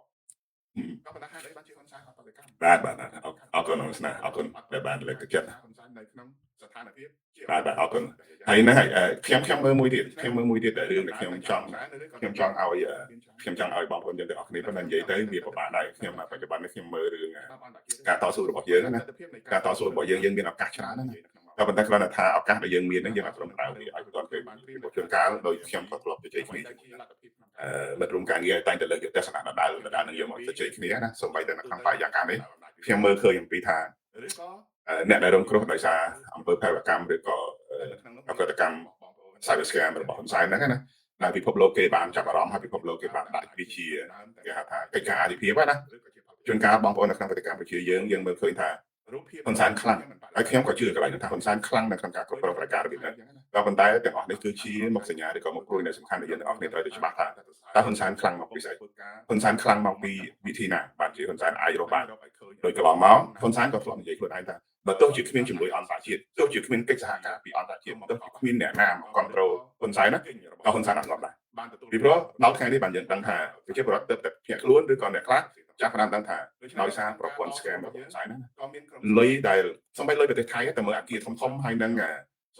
សហគ្រាសធំដែលនៅក្នុងប្រទេសថៃគឺប្រើប្រាស់លុយហ៊ុនសែនប្រើប្រាស់លុយប្រព័ន្ធរបស់ហ៊ុនសែនដែលមើលទៅហាក់ដូចជាលុយស្អាតស្អំលុយតាមរយៈការវិនិយោគដូចជាធនាគារយើងហៅ Prince Group ចឹងណាតែការវិនិយោគពីធនាគារការវិនិយោគអំពីការដឹកតំណែងកសិកម្មចេញពីប្រទេសថៃទៅលក់នៅអឺរ៉ុបឬក៏ទៅលក់នៅសហរដ្ឋអាមេរិកឬក៏មុខរបរផ្សេងដែលជាក្រុមហ៊ុនវ៉ាន់គេធ្វើតាក់ទងជាមួយនឹងកាហ្វេតាក់ទងជាមួយនឹងបារីតាក់ទងជាមួយនឹងទឹកអប់អីជាដើមអញ្ចឹងណាឬក៏កាបូប brand អីអញ្ចឹងណាយើងមើលទៅវាគឺជាលុយស្អាតវាគឺជាលុយយើងហៅស្អីការវិនិយោគឬក៏គេហៅថាពាណិជ្ជកម្មអន្តរជាតិធម្មតាបើយើងមើលណាដូចយើងឃើញថាស្អី Prince Group ហ្នឹងបើយើងនិយាយអំពីចំនួនទឹកលុយមហាសាលដែលទៅវិនិយោគជាលក្ខណៈកម្ចីឬក៏ជាលក្ខណៈការសាងសង់ការចំណាក់គ្រាប់នៅក្នុងប្រទេសថៃជាដើមក្នុងកម្ពុជាក៏ច្រើនដែរក៏ប៉ុន្តែលុយទាំងអស់ហ្នឹងវាមិនអាចរកចំណូលបានច្រើនឬក៏ទាន់ប៉ុន្តែនៅក្នុងប្រទេសកម្ពុជាវាគឺជាចំណូលតាមរយៈការថាសាច់លុយស្រស់គឺតាមរយៈទេឬក៏រពោពីចំណាប់ខ្មាំងឬក៏ពួកដែលគេហៅស្អីពួកចាប់ចម្រិតហ្នឹងណានឹងបានលុយស្រស់ក៏ប៉ុន្តែលុយប្រតិបត្តិការជាលក្ខណៈsoft ជាលក្ខណៈ digital ណាដោយយើងឲ្យឃើញស្អី crypto ហើយនឹងជាមួយនឹងស្អី coin Bitcoin ហ្នឹងណាលុយទាំងអស់ហ្នឹងយើងមើលទៅវាគឺជាលុយ digital ដែលលុយវាអាចធ្វើសកម្មភាពនឹងចរាចរណ៍បានទូទាំងពិភពលោកប៉ុន្តែលុយទាំងអស់ហ្នឹងវាកំពុងប្រតិបត្តិការទៅលើប្រព័ន្ធធនាគារទៅលើចលនាប្រព័ន្ធហើយនឹងទៅលើផ្សារភាគហ៊ុនផ្សេងទៀតដែលកំពុងតែប្រតិបត្តិការដែលលុយធំជាងនៃការយើងរំពឹងគិតថាលុយនឹងវាច្រើនណាស់អញ្ចឹងហើយបានជាហ៊ុនសែនថា100ជាទៀតក៏ហ៊ុនសែនចាយអត់អស់ហើយនឹងលុយនឹងមិនថាយកទៅប្រើធ្វើស្អីក៏ធ្វើមិនអត់ដែរយ៉ាងនិយាយអញ្ចឹងណាអញ្ចឹងបានហ៊ុនសែនដូចជាសត្វខ្លាដល់ស្លាប់អញ្ចឹងចំណុចនេះហើយដែលអន្តរជាតិគេចាំបាច់ធ្វើតែកំតិចគេចាំបាច់ធ្វើតែកំតិចហើយកំតិចលើកនេះមិនមែនត្រឹមតែកំតិចប្រព័ន្ធទេបងប្អូនមិនមែនត្រឹមតែកំតិចប្រព័ន្ធនៃការធ្វើចរាចរណ៍លុយហើយនឹងអ្វីដែលជាគេហៅស្អីសង្វាក់ផលិតកម្មឬក៏ហិរញ្ញវត្ថុរបស់ក្រុមហ៊ុនទាំងឡាយឲ្យជាប់តាក់ទិនជាមួយនឹងអង្គើ Cyber Scam ទេដោយប្រហែលថ្ងៃមុនខ្ញុំឃើញក្រសួងការបរទេសរបស់ប្រទេសកម្ពុជាយើងបានធ្វើការអំពាវនាវជាលក្ខណៈផ្លូវការណាឲ្យសហរដ្ឋអាមេរិកហ្នឹងដោះលែង release អាលុយដែលបង្ករបស់ Prince Group ហ្នឹងណាពីព្រោះគេថាលុយហ្នឹងគឺជាលុយស័ក្តិសមដូច្នេះយើងដឹងច្បាស់ហើយថាបើរដ្ឋាភិបាលរបស់ប្រទេសមួយចេញមកការពីអំពើ cyber ឬក៏អំពើ scam ហ្នឹងណាវាមានន័យច្បាស់លាស់ហើយថាជាប្រទេសមួយដែលគ្រប់គ្រងជាលក្ខណៈគេហៅថា organized crimes អញ្ចឹងណាវាគឺជា organized crime ក្រោមអា United States arrangement ចឹងទៅដូច្នេះការគ្រប់គ្រងអំណាចលុយក្រោមរបបរដ្ឋមានន័យថាវាគឺជារដ្ឋាភិបាលអញ្ចឹងរឿងទាំងអស់នេះធ្វើឲ្យសហរដ្ឋអាមេរិកកាន់តែច្បាស់ថាអូខេអញ្ចឹងលុយទាំងអស់នេះវាបង្ហាញអំពីមូលដ្ឋានបង្ហាញអំពីបទតាមថាវាគឺជាលុយ scam បើទោះជាក្រុម Prince ហ្នឹងវាជាក្រុមដែលចុះបញ្ជីស្របច្បាប់ក៏មិនមែនក៏ប៉ុន្តែវាប្រតិបត្តិការនៅក្រោមបទដូច្នេះគេនៅតែបន្តរកអូនមិនអាចបលែងបានទេលុយអាកម្លាំង1500លានហ្នឹងណាបងប្អូនដូច្នេះរឿងទាំងអស់ហ្នឹងយើងឃើញហ៊ុនសែនតិចកន្លែងហ្នឹងអញ្ចឹងបានបើសិនជាទុកលុយរបស់ក្រុមហ៊ុនរបស់ហ៊ុយវ៉ាន់ក្រុមហ៊ុនរបស់លីយ៉ុងផាត់ក្រុមហ៊ុនរបស់ Prince Capital ក្រុមហ៊ុនទាំង ឡាយដែលតាក់ទងជាមួយនឹង19ក្រុមហ៊ុនដែលយើងហៅថា19 brands កំពុងតែប្រតិបត្តិការបើក្រុមហ៊ុនទាំងអស់ហ្នឹងសហរដ្ឋអាមេរិកចាប់ផ្ដើមបង្កហើយហ្នឹងពេលនោះហើយដែលហ៊ុនសែនងាប់ចូលទៅក្រៅអញ្ចឹងបានជារាល់ថ្ងៃហ៊ុនសែននៅសល់តិចតួចដែលអាចនៅតែបន្តរកលទ្ធភាពរស់បាននៅក្នុងការកាន់អំណាចនៅក្នុងប្រទេសកម្ពុជាគឺពឹងផ្អែកដង្ហើមរបស់ប្រទេសថៃហ្នឹងហើយដោយសារមានពុករលួយនៅក្នុងប្រទេសថៃច្រើនប៉ុន្តែបើសិនជាប្រទេសថៃចាប់ផ្ដើមអនុវត្តនៅចំណាត់ការតាំងសហការជាមួយនឹងប្រទេសទាំងឡាយដែលកំពុងតែទទួលផលប៉ះពាល់ដែរហ្នឹងដែលមានកូរ៉េខាងត្បូងដែលមានជប៉ុនដែលមានម៉ាឡេស៊ីមានសិង្ហបុរីហើយឥឡូវនេះមានដល់ឥណ្ឌូនេស៊ីទៀតពួកយើងអត់ត្រូវការដំណើរហើយប្រទេសថៃគឺជាមជ្ឈមណ្ឌលប្រតិបត្តិការសម្រាប់ទប់ទល់ជាមួយនឹងលោកហ៊ុនសែនផ្ទាល់ប៉ុន្តែទោះយ៉ាងណាក៏ដោយយើងឃើញថាប្រទេសឡាវនិងប្រទេសយួនមិនបានលោកដៃមកបង្ហាញអំពីជំហរប្រតិបត្តិការដើម្បីផ្ដួលរំលំរបបហ៊ុនសែនទេក៏ប៉ុន្តែយ៉ាងហោចក៏ប្រទេសយួនបានបង្ហាញជំហរមួយថាប្រឆាំងនឹងអំពើកលកម្មដែលនៅក្នុងរូបភាពនេះគ្រាន់តែបង្ហាញជារូបភាពនយោបាយឲ្យអន្តរជាតិឃើញតែតាមការពិតរឿងទាំងអស់នេះវាគឺជាផលប្រយោជន៍របស់ប្រទេសយួនធម្មតាបើទោះជាប្រទេសយួននឹងទទួលនៅផលប៉ះពាល់នឹងពលរដ្ឋរបស់ខ្លួននឹងរងគ្រោះអំពីអកតកម្មនឹងដែរហើយក៏ដោយក៏ប៉ុន្តែហ៊ុនសែនគឺជាកូនដៃរបស់យួនដែលក្នុងការបំរើឬបង្កើតវិចិត្រកម្មពាណិជ្ជកម្មឬក៏សេដ្ឋកិច្ចនៅទីនេះដើម្បីឲ្យប្រជាពលរដ្ឋខ្មែរស្ថិតនៅក្នុងស្ថានភាពរស់នៅគ្រប់គ្រងដោយហ៊ុនសែនបដិការសម្រាប់ឲ្យយួននឹងមានអំណាចបញ្ជ្រាបនិគមជនគ្រប់គ្រងកម្ពុជាបានកាន់តែមានប្រសិទ្ធភាពនិងស្រឡាយឈាមរបស់យ៉ាងណាបងប្អូនខ្ញុំមើលទៀតខ្លាចបងប្អូនមានមតិអីថែមទៀតមិនមែនជាឈាមខ្មែរផងណាតើបងប្អូនគិតមិនបងប្អូនថាយើងគួរតែខណ្ឌថៃសម្រាប់ខ្ញុំណាថៃមានតែខ្ញុំនិយាយថៃមាន2ក្រុមណាថៃមាន2ក្រុមហ្នឹងគឺថៃមួយក្រុមហ្នឹងកំពុងតែការពារទឹកដីរបស់គេហើយថៃមកកំពុងតែការពារទឹកដីរបស់គេហ្នឹងណាគឺថៃក្រុមហ្នឹងហើយដែលកំពុងតែជួយរកលទ្ធភាពគ្រប់យ៉ាងដើម្បីផ្ដួលរំលំរបបហ៊ុនសែនហើយហ្នឹងណារកលទ្ធភាពដើម្បីផ្ដួលរំលំរបបហ៊ុនសែនដូច្នេះសម្រាប់ខ្ញុំថាលក្ខខណ្ឌនេះបើសិនជាហ៊ុនសែនជាមួយនឹងប្រទេសថៃ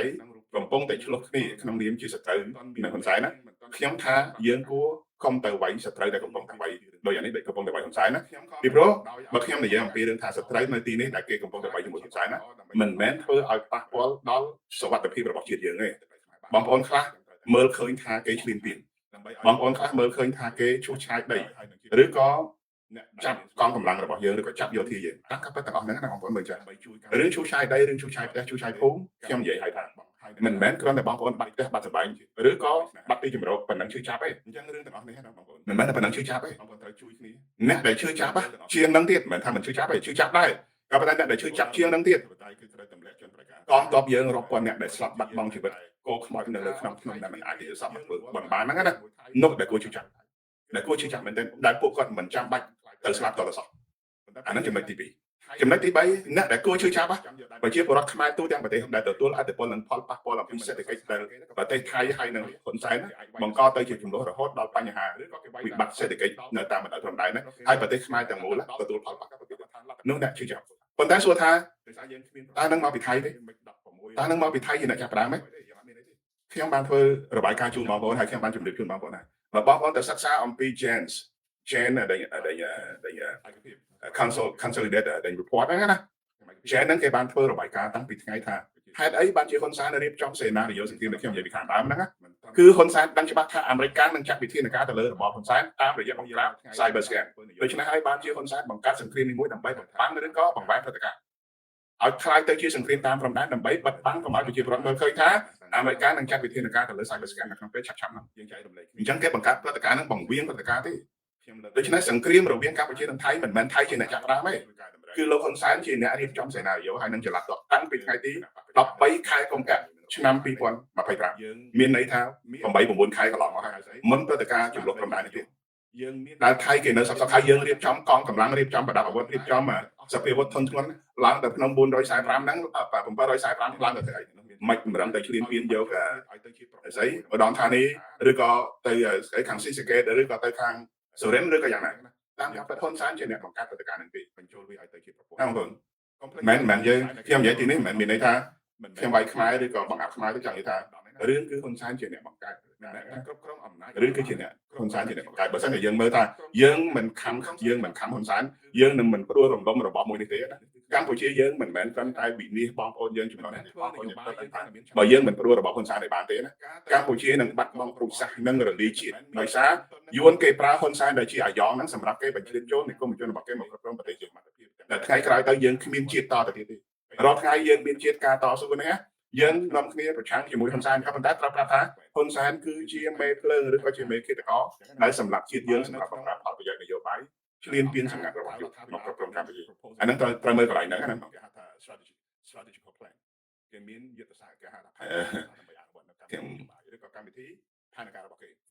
េហើយនៅក្នុងនយោបាយយើងហ្នឹងហើយបងប្អូនខ្លះថារឿងខ្ញុំក៏ចង់បកស្រាយដល់រឿង F16 ណាអញ្ចឹងចំនួនព្រំដែននេះវាគឺជាផែនការរបស់ហ៊ុនសែនចង់បង្រៀនព្រឹត្តិការណ៍ក៏ប៉ុន្តែនៅពេលដែលអាមេរិកគេមើលឃើញថារឿងទាំងអស់នេះគឺហ៊ុនសែនបង្កើតព្រឹត្តិការណ៍អញ្ចឹងបាទខ្ញុំនិយាយពីคลิปមុនយូរហើយតាក់ទងជាមួយនឹងហេតុអីបានជាសង្គ្រាមនៅតាមព្រំដែនយើងចោទថាថៃឈ្លានពានរដល់ថ្ងៃនេះណាបងប្អូនយើងចោទថាថៃឈ្លានពានចុះបើថៃឈ្លានពានពិតប្រាកដមែនណាហេតុអីបានជាយើងមិនប្រឹងអង្គការសហប្រជាជាតិថាពីព្រោះប្រទេសមួយមិនអាចមានប្រទេសណាមួយទៅឈ្លានពានដោយក្តាប់អាវុធទេអានេះយើងនិយាយអំពីលក្ខខណ្ឌបច្ចេកទេសច្បាប់ណាហេតុអីបានជាយើងមិនប្រឹងថាគេឈ្លានពានហើយយកអំណាចទៅបង្ហាញគេទៅថាគេឈ្លានពានមិនអញ្ចឹងណាប៉ុន្តែហេតុអីបានធ្វើអត់បានពីព្រោះវាមិនមែនជាអំពើឈ្លានពានទេបងប្អូនហើយតាក់ទងជាមួយនឹងមតិរបស់បងប្អូនថាតាក់ទងជាមួយនឹង F16 អាមេរិក F16 អាមេរិកបងប្អូនចូលទៅមើល Google មើលក៏បានដែរឬក៏ទៅស្រាវជ្រាវឯកសារមើលក៏បានច្បាស់លាស់ណា F16 មានលក្ខខណ្ឌថាទិញទៅដើម្បីការពារអធិបតេយ្យនិងបូរណភាពរបស់ជាតិសាសន៍ណាមួយអញ្ចឹងណាដែលមិនអាចប្រើប្រាស់ក្នុងការឈ្លានពានបរទេសឬក៏ក្នុងការឈ្លានពានប្រទេសជិតខាងនឹងលក្ខខណ្ឌរបស់គេណាมันអាចហោះរំលងព្រំដែនมันអាចបាញ់ប្លង់រំលងព្រំដែនมันអាចទៅឈ្លានពានរដ្ឋទាំងឡាយណាដែលជាប្រទេសជិតខាងប៉ុន្តែ F16 អាចប្រើប្រាស់បាននៅក្នុងការបង្ក្រាបនិងការពារដែនដីរបស់ខ្លួននៅក្នុងករណីមានការឈ្លានពានឬក៏យាយីអាហ្នឹង F16 ណាលក្ខខណ្ឌរបស់វាណាប៉ុន្តែយើងសួរទៅវិញហេតុអីបានជា F16 តែបាញ់នៅដែលគាត់មើលឃើញខេត្តព្រះវិហារបាននៅសាអែមបានឥឡូវយើងសួរហេតុអីបានជា F16 តែបាញ់នៅទីបញ្ជាការសាអែមបានមែនទេខ្ញុំមិនហេតុអីបានជាហ៊ុនសែនមិនយកអាករណីហ្នឹងទៅប្តឹងអង្គការសហជីវជាតិឬក៏ទៅប្តឹងនៅឬក៏អនាគតសន្តិសុខអង្គការសហជីវជាតិដើម្បីឲ្យចាត់វិធានការរឿងហ្នឹងហេតុអីហើយហេតុអីបានជាអន្តរជាតិឬក៏សហរដ្ឋអាមេរិកមិនថ្កោលទោសអំពីការប្រើ F16 តែបាញ់នៅតែគណៈបកប្រឆាំងហេតុអីលើកស្ទួយអ្នកប្រឆាំងសួរតែកន្លែងហ្នឹងទៅហេតុអីពីព្រោះធ្វើវាអត់បានដោយសារហ៊ុនសែនព្យាយាមបង្កើតព្រឹត្តិការណ៍ឆ្ពិនភ្នែកធ្វើជាសង្គ្រាមក៏ប៉ុន្តែផែនការឆ្លើយតបទៅវិញគឺការប្រឆាំងជាមួយពួកក្រុមភេរវករហ៊ុនសែនគឺជាភេរវករបងប្អូនកុំច្រឡំណាហ៊ុនសែនគឺជាក្រុមភេរវករតែយើងអត់ចេះជឿចាប់ដូច្នេះរឿងនៅកន្លែងហ្នឹងបើបងប្អូនណាថាថៃឈ្លានពានមិនមែនទេមិនថៃឈ្លានពានទេក្រុមបន្តកិច្ចក្ររស់នៅក្នុងស្ថានភាពជាទីស្គាល់នយោបាយរបស់គេហើយកំសាអរគុណយើងអត់ដឹងថាខ្លួនឯងជាជនរងគ្រោះថៃបកប្រឆាំងខ្លាំងណាស់ខ្ញុំមើលឃើញថៃបកប្រឆាំងខ្លាំងក្រោយពេលអញ្ចឹងរឿងទាំងអស់នេះណាបងប្អូនបើសិនជាយើងទាំងអស់គ្នាមើលថាថៃជាសត្រូវខ្ញុំថាយើងមើលច្រឡំតាមពិតណាលក្ខខណ្ឌមួយ ដែលគេទៅឈូសឆាយភូមិនងច័ន្ទទៅឈូសឆាយភូមិជោគជ័យឬក៏ស្អីទាំងអស់ហ្នឹងយកទៅដល់ដោយភូមិខ្លះនៅខាងស្អីនៅខាងអានសែអីហ្នឹងណារឿងទាំងអស់ហ្នឹងបើសិនតែយើងមើលនៅក្នុងទស្សនៈផ្ទាល់តែយើងមើលនឹងភ្នែកយើងមើលតែដូចឆ្លៀនពៀនចឹងមែនទេមើលតែដូចឆ្លៀនពៀនគ្មានស្អីខុសបន្តិចទេបំពេបំពេរំលោភបំពេថាអីក៏បានដែរប៉ុន្តែមិនមែនទេបើយើងមើលន័យមួយទៀតណាយើងមើលនៅក្នុងទស្សនៈនយោបាយវិញណាអានេះហើយគឺជាមធ្យោបាយដើម្បីដាក់សម្ពាធទៅលើហ៊ុនសែនដូចខ្ញុំនិយាយមិញអាច16តែបាញ់ដល់ស្អែមហើយហេតុអីបានមិនប្រឹងគេពីព្រោះវាប្រឹងមិនកើតបើឃើញគេឈូសឆាយនៅភូមិដងចានឃើញអីហេតុអីបានមិនប្រឹងគេពីព្រោះវាប្រឹងអត់កើតបើដឹងតែអានសេះហ្នឹងគេទៅកាន់កាប់គេទៅយកហេតុអីបានមិនប្រឹងគេវាប្រឹងអត់កើតដោយសារហ៊ុនសែនជាតែបងអ្វីដែលគេធ្វើនេះគេញើឲ្យហ៊ុនសែនហោះអញ្ចឹងបានហ៊ុនសែនគម្រាមថាប្រយ័ត្នទោសសង្គ្រាមលើកទី2ខ្ញុំថាអាសង្គ្រាមលើកទី2ផ្ទុះម៉ោងណាណាគឺទួលកសានខ្ទេចនៅម៉ោងហ្នឹងនិយាយហើយពីព្រោះចេតនានឹងការតទល់លើនេះណាហ៊ុនសែនបង្រៀនព្រឹត្តិការណ៍គេធ្វើតាមស្ថានភាពនៃបង្រៀនព្រឹត្តិការណ៍នៅពេលដែលសង្គ្រាមនេះចប់ឬក៏ស្ងប់ស្ងាត់ហ៊ុនសែនព្យាយាមប្រើក្របនយោបាយយកអាមេរិកកាំងមកបាក់មកធ្វើជាឧបករណ៍ដើម្បីកំដរព្រឹត្តិការណ៍ដោយខ្ញុំនិយាយថាវាគឺជាព្រឹត្តិការណ៍ទិញពេលវេលារឿងអញ្ចឹងក៏ប៉ុន្តែការទិញពេលវេលានេះទិញសម្រាប់ដូចជាទុកពេលវេលាឲ្យសហរដ្ឋអាមេរិកហ្នឹងរៀបចំសេណារីយ៉ូដើម្បីទៅចាត់វិធានកម្មរឿងអីឥឡូវយើងមើលរឿងអីដែលហ៊ុនសែនត្រូវភ័យបើសិនជាហ៊ុនសែនមិននៅពីក្រោយអក្រិតកម្មទាំងអស់ហ្នឹងដែលប្រទេសកូរ៉េដែលគេទៅចាប់ឬក៏គេទៅរំដោះជនរងគ្រោះនៅក្នុងប្រទេសនៅក្នុងប្រទេសកម្ពុជាណាបងប្អូនចាំបានទេនៅពេលដែលប៉ូលីសកូរ៉េហ្នឹងគេទៅរំដោះយកជនរងគ្រោះចេញពីក្រុងភ្នំពេញគ្រាន់តែប៉ូលីសកូរ៉េទៅដូចជាមិនដល់10នាក់ផង7 8នាក់រួមជាមួយនឹងអនុរដ្ឋមន្ត្រីម្នាក់ស្ត្រីនឹងឈ្មោះចេណាហ្នឹងណាក៏រស់នៅរបៀបហ្នឹងទៅគ្រាន់តែប៉ូលីសអន្តរជាតិឬក៏ប៉ូលីសកូរ៉េមិនមែនប៉ូលីសអន្តរជាតិទេចុះដល់ប៉ូលីសយន្តហោះព្រាមណារត់ក្រោះពាត់ទួលកសាំងរត់ក្រោះពាត់តាខ្មៅការពារនឹងខ្លាចមានក្រុមគេហៅស្អីកំមង់ដូពិសេសចូលទៅឆក់យកមេអបតកនៅក្នុងប្រទេសកម្ពុជារត់ក្រោះហើយនឹងរត់ពះដៃហើយនឹងកងកម្លាំង BAQ អីហ្នឹងណាកងកម្លាំងកងដូចយើងអញ្ចឹងមានអភិរក្សស្អីអង្គរៈហ្នឹងណានៅពេញទៅពេញហើយការពីទៅអត់ជាប់ទេបើថាកងកម្លាំងដូពិសេសដូច707ឬក៏ Navy SEAL អីហ្នឹងកម្លាំងដូប៉ុណ្ណឹងទៅអត់ជាប់តែកម្លាំងប៉ុណ្ណឹងទៅអត់ជាប់ទេទៅអត់ជាប់ទេពួកគេខ្លាំងណាស់ដូច្នេះបើសិនតែគេទៅរំដោះជនរងគ្រោះចេញពីដៃរបស់ពួកក្រុមម៉ាហ្វៀឬក៏ក្រុមពួកចាប់ចម្រិតហ្នឹងហេតុអីបានជារដ្ឋក្រឹតទៅការពីផ្ទះហ៊ុនសែនយើងគិតមកយើងគិតមកតើរឿងហ្នឹងហេតុអីបានជាហេតុការណ៍វាកើតឡើងហ្នឹងចែកគ្នាតាំងពីឆ្នាំ1900យើងមើលទាំងអស់គ្នាដូច្នេះរឿងទាំងអស់នេះណាបងប្អូនត្រឹមត្រូវអស់ហើយវាមានហ៊ុនសែនអត់រួចខ្លួនទេការដែលគេទៅធ្វើសកម្មភាពផ្សេងៗការចរចាផ្សេងៗទាំងអស់នេះណាគេលេងទៅតាមนั้นព្រមព្រៀងហ្នឹងគាត់តែគ្រាន់តែថានយោបាយលេងរបៀបនេះដើម្បីអូពេលវេលាសម្រាប់ទៅធ្វើសកម្មភាពណាមួយណាតែហ៊ុនសែនអត់នៅទេបងប្អូនមើលឲ្យហើយតែច្បាស់ហ្នឹងវាក្នុងប៉ុន្តែបងប្អូនថាចង់ឲ្យលឿនយ៉ាងហ្នឹងថាមិនអាចលឿនទេហើយបងប្អូនក៏ភ័យដែរថាចោះរឿងដីយើងនៅខាងប៉ោយប៉ែតទៅខាងដីម៉ាឡៃអត់ខាងស្អីដែលខ្ញុំនិយាយនាំចានខាងអីហើយនឹងដី11ទីតាំងនៅឯលើក្នុងហ្នឹងគិតមិនដីរបស់យើងនៅប្រទេសថៃគេនិយាយដែរប្រទេសថៃគេនិយាយដែរករណីទាំងអស់នេះវាដូចជាគេហៅស្អីគេហៅថាឧបករណ៍តថ្លៃដែរតថ្លៃនៅទីនេះមានន័យថាអញ្ចឹងដរាបណាល្បែងស៊ីសងឬក៏ games online ឬក៏ cyber scam ទាំងអស់នេះណាមិនទាន់បាត់បង់ពីទឹកដីខ្មែរដែលជាទីតាំងប្រទេសថៃគេហៅថាម៉េចប្រទេសថៃគេហៅថាទីតាំងដែលផ្ដល់នៅអសន្តិសុខដល់ប្រទេសគេឬក៏ការគម្រាមកំហែងដល់ប្រទេសគេដរាបណាកម្ពុជាមិនទាន់ខ្លាយទៅជាកន្លែងដែលសុវត្ថិភាពនិងមិនមានការគម្រាមកំហែងដល់ប្រទេសថៃតទៅទៀតពិភពលោកនេះទាំងអស់ហ្នឹងគឺជាច្បាប់ខ្មែរដែនដីដែលគេកាន់កាប់ហ្នឹងគឺជាច្បាប់ខ្មែរប៉ុន្តែនៅពេលដែលយើងមានការបែងបើទោះជានៅក្នុងច្បាប់អន្តរជាតិថាការកាន់កាប់លើដែនដីទាំងអស់ហ្នឹងណាវារំលោភទៅលើព្រំដែនវារំលោភទៅលើសន្ធិសញ្ញា1904 1907វារំលោភទៅលើច្បាប់អន្តរជាតិ international law ក៏ប៉ុន្តែហេតុអីបានជាហ៊ុនសែនអត់បដកម្មវាអត់បដកម្មកាត់យល់ទេអត់បដកម្មកាត់ដោយសារហ៊ុនសែននៅក្នុងស្ថានភាពជាអក្រិតជនយ៉ាងយ៉ាងណាដូច្នេះរឿងដំណើរទៅចាប់ហ៊ុនសែនឬក៏ទៅរំលោភហ៊ុនសែននឹងមានច្រើនណាស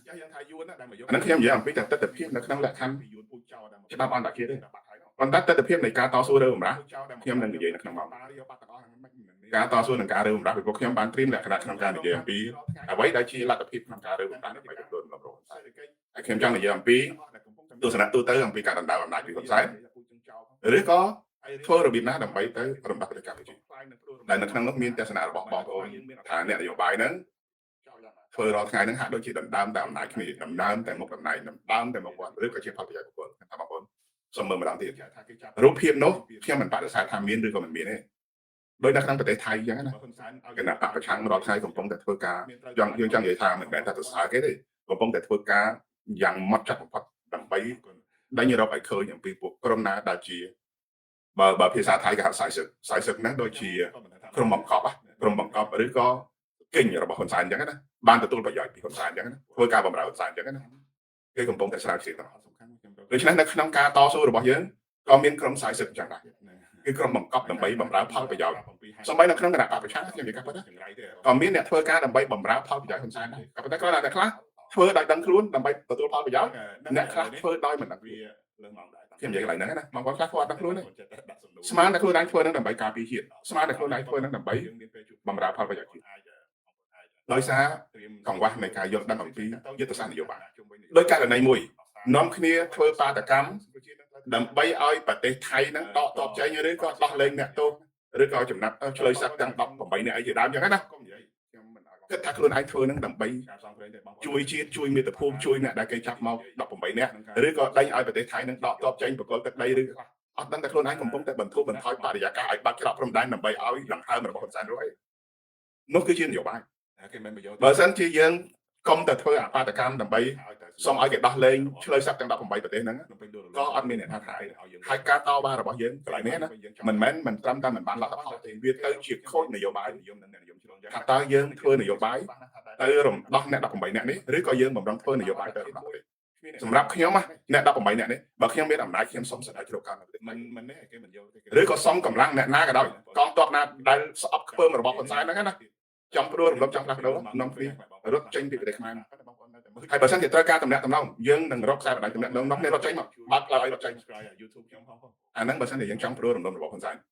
តែបើសិនជាយើងថាប្រមូលឲ្យហ៊ុនសែននឹងបើកផ្លូវរកស៊ីធម្មតាវិញទេអាហ្នឹងគឺបន្តដង្ហើមឲ្យហ៊ុនសែនរស់ដើម្បីយកទឹកដីខ្មែរយើងហ្នឹងទៅបកលឲ្យយួនទៅគ្នាមកស្ដាប់ហ្នឹងហើយរាល់ថ្ងៃខ្ញុំក៏ចង់និយាយប្រធានបទវិចារពេកបងប្អូនសម្រាប់ថ្ងៃនេះខ្ញុំនិយាយអំពីរឿងគ្រប់គ្រងរាល់ថ្ងៃបងប្អូនដឹងទេ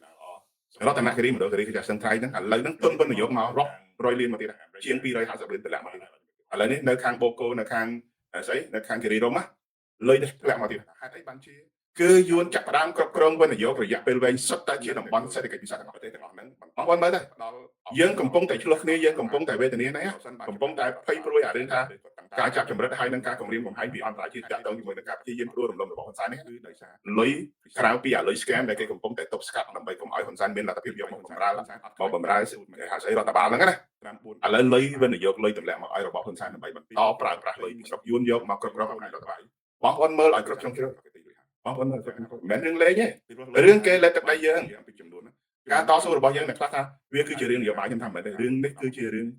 ការដណ្ដើមយកកម្ពុជាពីដៃលុយតម្លៃរបស់អគ្គរដ្ឋមិនមែនរឿងលេងទេបងប្អូនត្រឹមតែ5ដូច្នេះបើសិនជាបងប្អូនមិនបានមើលអំពីផែនការយុទ្ធសាស្ត្រសម្ងាត់ហ្នឹងដែលគេកំពុងវិនិយោគបងប្អូនទៅមើលតែទោះយ៉ាងណាក៏ដោយអីចំការទុរេនចំការកស៊ូចំការអាមេរិកចំការហ៊ុនសែនមានស្អីក៏ទុយនេះក្នុងស្អីទាំងអស់ខ្ញុំមិនដឹងថាមានស្អីខ្លះទេក៏ប៉ុន្តែនៅក្នុងរតនគិរីមណ្ឌលគិរីមិនមែនកម្មសិទ្ធិរបស់ខ្មែរយើងតទៅទៀតក៏ប៉ុន្តែរឿងទាំងអស់នេះវាអត់អាចទៅហើយកម្លាំងពលករដែលមកគ្រប់គ្រងហើយនឹងបម្រើការនៅក្នុងកសិដ្ឋានឬកសិឧស្សាហកម្មនៅតំបន់ហ្នឹងណា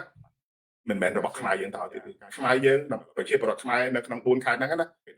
មានតែ40ម៉ឺននាក់ឯងហ៊ុនសែនប៉ុន្តែបងប្អូនកុំតែជំរឿនណាឆ្នាំ2025បងប្អូនតែជំរឿនណាបើសិនជាបងប្អូនឃើញ4ខេត្តហ្នឹងឡើងដល់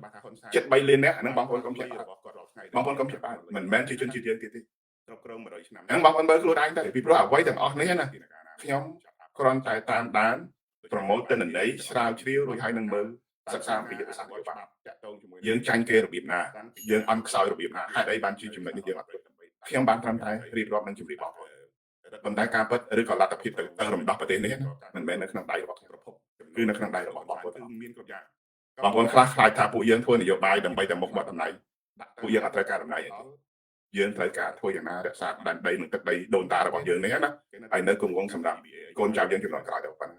តែទោះយ៉ាងណាក៏ដោយកុំឲ្យគេឌីលយើងថាពួកយើងជំនាន់នេះណាជាមនុស្សចោលម៉ាស៊ីនតែមិនអាចរក្សាសម្បុកខ្លួនឯងជូនដល់កូនចៅជំនាន់ក្រោយបានតែប៉ុណ្ណឹងជាមួយនឹងអញ្ចឹងអ្វីទាំងអស់ដែលខ្ញុំនិយាយនៅទីនេះណាសូមឲ្យបងប្អូនមើលឲ្យច្បាស់ថាយួនកំពុងតែប្រើហ៊ុនសែនឲ្យអស់លទ្ធភាពហើយនឹងទឹកហ៊ុនសែននឹងជាស្ដេចក្រៃដើម្បីគ្រប់គ្រងដែនដីនេះសម្រាប់ឲ្យយួននឹងបន្តពង្រីកនិគមជនរបស់គេគ្រប់គ្រងដែនដីកាន់នៅក្នុងរយៈពេលមួយក្រោយពីហ៊ុនសែនមានបាត់បង់អាយុជីវិតទៅថ្ងៃណាខ្ញុំមិនដឹងទេបាត់ក៏មិនដឹងដែរហើយនឹងហ៊ុនម៉ាណែតអស់សមត្ថភាពនៅក្នុងការគ្រប់គ្រងអំណាចរបស់គណៈបកប្រជាជនពេលនោះហើយបានយួនគេគ្រប់គ្រងកម្ពុជា វានោះអាចគឺជាកម្លាំងរបស់យើងក្នុងកម្ពុជាខ្ញុំមើលមួយទៀតខ្ញុំនិយាយជាសាធារណៈសូម្បីតែស្ដេចផែនដីនៅក្នុងប្រទេសកម្ពុជាខ្សែនិងស្រឡាយឈាមរបស់ស្ដេចហ្នឹងជាអ្នកណាបងប្អូនដឹងទាំងអស់គ្នាអញ្ចឹងបើស្ដេចផែនដីមិនមែនជាឈាមខ្មែរផងណាតើបងប្អូនគិតមិនហើយនាយករដ្ឋមន្ត្រីរបស់ខ្មែរបច្ចុប្បន្ននេះបងប្អូនណាហ៊ានសន្និដ្ឋានថាតើខ្មែរ 100% មែនឬក៏មិនក៏ប៉ុន្តែយើងទាំងអស់គ្នាដឹងអំពីប្រវត្តិនិងពងសាវតានៃដំណើរដើមតោងនៃជីវិតរបស់នាយករដ្ឋមន្ត្រីយើងដឹងទាំងអស់គ្នាសំខាន់ជាងបើយើងទាំងអស់គ្នាដឹងថាទាំងអស់នេះសុទ្ធតែមិនមែនជាពូជសាសន៍ខ្មែរផងណាភូមិតើហើយនឹងចំយើងត្រូវធ្វើយ៉ាងណាដើម្បីទៅរើបំរើបានចូលបើយើងមិនប្រឹងប្រែងដែលឱកាសមកដល់ហើយនេះឱកាសមកដល់ទីនេះសូម្បីតែការបង្កើតរដ្ឋាភិបាលនេះទេខ្ញុំឃើញការបង្កើតមកហើយក៏ប៉ុន្តែនៅក្នុងរូបភាពមូលរដ្ឋបាលនៅឡើយទេនេះមិនទាន់មានមេធាមិនទាន់ដឹងថាត្រូវប្រតិបត្តិការយ៉ាងណាចឹងនៅពីក្រោយប៉ុន្តែរឿងនេះវាគឺជារឿងទឹកក្នុងតែខ្ញុំក៏មិនបណ្ដោយឲ្យឱកាសនៃការតស៊ូរបស់យើងណាខ្លាយទៅជាឧបករណ៍ដើម្បីកំដរឆាកនយោបាយបំរើឲ្យពួកមនោគមវិជ្ជាយន្តលើកទៅខ្មែរបានតទៅទៀតខ្ញុំត្រូវតែនិយាយខ្ញុំត្រូវតែបកបង្ហាញដើម្បីឲ្យបងប្អូនដើម្បីឲ្យអ្នកចំនួនក្រោយហើយនឹងជាពិសេសអ្នកដែលមានស្មារតីជាតិនិយមហ្នឹងណារួមជាចំណាយនេះឲ្យបានជាអាមេរិកដើម្បីជួយកម្ពុជាយើងឲ្យរស់ដែរបើមិនដូច្នោះទេកម្ពុជាយើងនឹងបាត់បង់ហើយអ្នកស្នេហាជាតិបន្តិចទៀតនឹងអស់ជាតិដើម្បីស្នេហាខ្លាំងអញ្ចឹងរឿងទាំងអស់នេះណាបងប្អូនត្រូវជួយគ្នាឲ្យបានជាចាំត្រូវមើលទាំងអស់គ្នាកម្ពុជានឹងហ៊ុនសែនតែធ្វើបានជោគជ័យគឺគោលដៅរបស់អ្នកប្រជាធិបតេយ្យគឺត្រូវទម្លាក់ជនប្រការត្រូវហើយបើមិនជាយើងនៅតែគិតថាអូថៃឈ្លានពានយើងរវល់តែឆ្លោះជាមួយថៃរវល់តែបាតកម្មជាមួយថៃគឺដូចជាកំពុងតែលើកស្ទួយឲ្យហ៊ុនសែននឹងខ្លាយទៅជាប៉ុន្តែពេលនេះណាថៃបើសិនតែគេចង់ឈ្លានពានកម្ពុជាឬក៏ចង់យកដែនដីកម្ពុជាពិតប្រាកដមែនណាខ្ញុំនិយាយឲ្យត្រង់ណាមានដៃគូខ្ញុំមិនទៅសរសើរគេទេក៏ប៉ុន្តែខ្ញុំនិយាយត្រង់ថាថៃគេអាចវាយតែ48ម៉ោងដល់ទីក្រុងភ្នំពេញធម្មតាឬក៏គេវាយតែ15នាទីដល់ក៏ប៉ុណ្ណឹងពីព្រោះគេមានគេមិនមែនថាទៅដល់ទៅគ្រប់គ្រងតែប៉ុន្តែបើថាលទ្ធភាពកំតិចគេអាចក្រុមទីហ៊ានដោយសារយើងគ្មានប្រព័ន្ធនាដការពារមិន16ឬក៏ពួកប៉ុណ្ណឹងឬប៉ុណ្ណឹងទេយើងអត់មានទេតែលើកកំភ្លើងប្រយុទ្ធប៉ុន្តែបើថាគេចង់កំតិចគេអាចកំតិចបានក៏មានមេបញ្ជាការមួយចំនួនត្រូវបានទទួលឬក៏បាទខ្ញុំឯកភាពសុវត្ថិឯកភាពកម្លាំងឬក៏ឲ្យបានត្រប់ព្រំដែនឯកភាពបាទថាអ្នកប្រឆាំងមិនសូវមានសិល្បៈនៅក្នុងការណែនាំមិនត្រឹមតែសិល្បៈទេខ្ញុំថាទេពកោសល្យហើយនឹងបច្ចេកទេសក៏អាចថាបានដែរពីព្រោះយើងរាល់ថ្ងៃហ្នឹងច្រើនតែធ្វើនយោបាយទៅតាមមានគេហៅថារដ្ឋតាមព្រឹត្តិការណ៍ណាពួកក្រុមក្បត់ជាតិរបស់ប្រទេសថៃក៏មានអរគុណថាស្ដាប់ទៅបានការចំណាស់តាមការពិតដែរយើងចែករំលែកគ្នាបងប្អូនណាមានមតិអីសរសេរមកក្នុងនេះមកខ្ញុំលើកមតិបងប្អូនយកមកបកបង្ហាញរួចហើយខ្ញុំខ្វះខាតអីបងប្អូនជួយកែតម្រូវដោយទស្សនៈខ្លះដូចបងប្អូនថាយើងគណៈបកប្រឆាំងឬក៏អ្នកប្រឆាំងជាមួយនឹងរបស់ហ៊ុនសែននេះយើងមានគេហៅស្អីស្មារតីជាតិនិយមយើងមានឆន្ទៈយើងមានការលះបង់ប៉ុន្តែអ្វីទាំងអស់ដែលយើងមានហ្នឹងណាដែលបានយកយើងមានរៀងខ្លួនអំពីទិន្នន័យហើយអ្នកនេះមានចេះអ្នកនោះមានចេះក៏ប៉ុន្តែឲ្យច្បាច់ចូលគ្នាឲ្យទៅជាប្រព័ន្ធមួយដើម្បីប្រតិបត្តិការណាយ៉ាងហោចយើងនៅខ្វះសិល្បៈដោយនៃសវណ្ណនិយាយយ៉ាងណាយើងខ្វះសិល្បៈនៅក្នុងការបញ្ចូលវាឲ្យទៅជាប្រព័ន្ធកុំភ្លេចថារបបហ៊ុនសែនដែលគេគ្រប់គ្រងអំណាចមកដល់ថ្ងៃនេះណាមិនមែនគេធ្វើតាមការសម័យឬក៏រឿងចែកដន្យទេណាដូច្នេះមិនមែនតែគ្រប់គ្រងអំណាចរដ្ឋបាលទេគ្រប់គ្រងអាជីវកម្មក៏ដោយគ្រប់គ្រងពាណិជ្ជកម្មគ្រប់គ្រងស្អីក៏ដោយគឺវាត្រូវមានប្រព័ន្ធរបស់វាហ្នឹងខ្ញុំនិយាយនេះគឺក្នុងន័យបច្ចេកទេសណាបងប្អូនមិនមែនធ្វើនយោបាយយើងគ្រាន់តែមានឆន្ទៈទេវាគឺជាព្រឹត្តិការណ៍ការទៅរកទទួលទានឬក៏មុខរបរអាជីវកម្មផ្សេងៗមិនមែនមានតែដើមទុនហ្នឹងបងប្អូនអាចធ្វើអ្វីបានជោគជ័យមិនមែនទេហើយក៏នឹងវាត្រូវមានទាំងបច្ចេកទេសទាំងសមត្ថភាពទាំងផែនការទាំងការអនុវត្តទាំងពេលវេលាគេវាត្រូវមានទាំងហ្នឹងណាព្យាយាមដែលនៅក្នុងអាជីវកម្មគេហៅថា business plan business plan ហ្នឹងគឺជាផែនការអាជីវកម្មអញ្ចឹងណាបើនៅក្នុងអង្គការក្រៅរដ្ឋាភិបាលគេមាន proposal វាមានដូចគេហៅថា strategic plan ហ្នឹងគេមានយុទ្ធសាស្ត្រគេហៅថាផែនការយុទ្ធសាស្ត្រដើម្បីអនុវត្តនៅកម្មវិធីនយោបាយឬក៏កម្មវិធីផែនការរបស់គេទាំងអស់ហ្នឹងហើយនៅក្នុងនយោបាយយើងក៏មាន strategy ដូចគ្នាដូច្នេះគណៈបកប្រឆាំងក៏ដោយគណៈបកកណ្ដាលអំណាចក៏ដោយវាត្រូវតែមាន principle ហ្នឹងក៏ប៉ុន្តែរឿងពិតប្រាកដរបស់ខ្ញុំនិយាយហើយខ្ញុំឯកភាពជាមួយនឹងចំណុចរបស់បងប្អូនព្រោះថាការតស៊ូរបស់យើងមានអ្នកមានឆន្ទៈមានអ្នកមានលះបង់មានការលះបង់មានអ្នកមានស្មារតីជាតិនិយមមានច្រើនទៀតនៅក្នុងប្រទេសកម្ពុជាអ្នកគ្រប់គ្រងក៏ច្រើនដែរក៏ប៉ុន្តែអ្វីដែលយើងខ្វះខាតគឺ strategic plan ដែលជាលក្ខណៈគេហៅស្អី smart ដែលអាចធ្វើបានតាមលក្ខណៈអនុវត្តកើតណាជួនកាលមានអ្នកខ្លះថារៀបចំនឹងត្រៀមនេះគឺជាផែនការក៏ប៉ុន្តែផែនការជួបថ្ងៃនេះនិយាយរឿងនេះមានខ្សែផែនការជួបស្អែកនិយាយរឿងស្អែកផែនការជួបខាងស្អែកនិយាយរឿងស្អែកដែលវាអត់មានស្អីដែលជា principle អត់មានស្អីជា concrete អត់មានស្អីជាគេហៅថាគេហៅស្អីហ្នឹងmaster plan ណាអាចច្បាស់លាស់ណារយៈពេល ហើយខ្ញុំនិយាយកន្លែងនេះខ្ញុំមិនរិះគន់ណាខ្ញុំនិយាយនេះខ្លាចលឺដល់បងប្អូនអ្នកបច្ចេកទេសយុទ្ធសាស្ត្រអីទេបើយើងនិយាយអំពីការវាយដណ្ដើមឬក៏បងប្អូនអ្នកយុទ្ធសាស្ត្រគួរតែមើលផងតារៀងចូលគ្នាខ្ញុំក៏ចូលរួមយូរហើយដែររយៈពេលជាងប្រហែលឆ្នាំនេះខ្ញុំមិនទាន់ឃើញគេដាក់ផែនការមកស្លឹកទេណាបងប្អូនដោយការបាត់ណាទួលផលប្រយោជន៍ពីប្រទេសខ្មែរពីលោកហ៊ុនសែនអរគុណណាស់សូមបីទៅស្ថាប័នហិរញ្ញវត្ថុសារខ្ញុំហ៊ានអានទេព្រោះរហូតដល់ច្រើនគីជាតិរបស់ថៃណាក៏មានភាគចំណាយឬក៏ភាគហ៊ុនរបស់មន្ត្រីដែលស៊ីលុយឬបាទហ្នឹងហើយមានបងប្អូនខាងបងប្អូនយើងខ្លះយុវជនខ្លះគាត់មើលឃើញថៃនឹងជាសត្រូវមិនមែនធម្មតាគាត់រហូតដល់ហៅថាថៃនឹងជាចោលឈ្លានពានមែនទេបងប្អូនមែនទេខ្ញុំមិនជឿទេបងប្អូនយកទស្សនៈហ្នឹងមកគឺមានថាថៃចោលឈ្លានពានមែនបានទទួលផលកន្លែងនេះថ្ងៃមុនឬក៏អនាគតខ្ញុំមិនដឹងទេតែថ្ងៃនេះមិនមែនពីព្រោះថ្ងៃនេះគឺគេរកលទ្ធភាពសំតិចឬក៏ផ្ដួលរំលំរបស់ប្រជានិយាយការពិតតែក្នុងទស្សនៈមួយទៀតណាគេលើកសរសើរគណៈបព្វឆាំងនិងគេលើកស្ទួយអ្នកប្រឆាំងដើម្បីផ្ដួលរំលំរបស់ប្រជាពីព្រោះរបបផ្ដាច់ការនេះណាប្រជាពលរដ្ឋខ្មែរយើងអត់ដឹងថាគាត់រងទុក្ខឬក៏ឈឺចាប់ប៉ុណ្ណាប្រជាពលរដ្ឋខ្មែរនៅក្នុងប្រទេសក្នុងការនគរបាលរបស់ប្រទេសគាត់ឈឺចាប់គាត់រងទុក្ខគាត់គេហៅថាពាក្យថា exploit ភាសាអង់គ្លេសហៅ exploit របបក្រុងភ្នំពេញបាន exploit ពួកយើងណាជាង40ឆ្នាំឬក៏30ឆ្នាំណាធ្ងន់ធ្ងរមែនទេដែលខ្សែប៉ុន្តែយើងអត់ចេះឈឺចាប់យើងអត់ដឹងថានឹងវាគួរឈឺចាប់ដែលយើងរស់នៅក្នុងរហូតដល់យើងហៅថារស់នៅក្រោមបន្ទាត់ក្រីក្ររស់នៅក្នុងស្ថានភាពជាទាសករនយោបាយរបស់គេហើយហ្នឹងណាយើងអត់ដឹងថាយើងនឹងគឺជា victims ទេយើងអត់ដឹងថាខ្លួនឯងជាជនរងគ្រោះតែកិច្ចកម្រិតប៉ុន្តែប្រទេសថៃក្រោយពេលដែលពូម៉ាហ្វៀនឹងគ្រប់គ្រងអំណាចនិយាយមែនទែនទៅចាប់ពីសម័យថាក់ស៊ីនកាន់កាប់អំណាចដោយសហការគ្នាជាមួយហ៊ុនសែននឹងមកណាប្រទេសថៃក៏ខ្លាយទៅជា victims មួយទៀតប្រទេសថៃត្រូវបានពូម៉ាហ្វៀនឹង exploit គ្រប់រឿងទាំងអស់អញ្ចឹងគេឈឺចាប់ប្រជាពលរដ្ឋថៃនឹងឈឺចាប់ដូចយើងប្រជាពលរដ្ឋខ្មែរអញ្ចឹងណាប៉ុន្តែប្រជាពលរដ្ឋខ្មែរមួយចំនួនគាត់មិនដឹងថាតើឈឺរបៀបណាតែប៉ុណ្្នឹងឯងដោយសារមិនមានអ្នកណាបានធ្វើអធិប្បាយថាជីវភាពការរស់នៅរបស់គាត់នឹងវិវត្តនាយ៉ាងណាប្រព័ន្ធអប់រំសិក្សារបស់គាត់នឹងដល់កម្រិតណាសង្គមកិច្ចហើយនិងសុខាភិបាលរបស់គាត់នៅក្នុងមានស្ថានមួយណាគាត់អត់មានអាព័ត៌មាននឹងសម្រាប់ប្រៀបធៀបអញ្ចឹងណា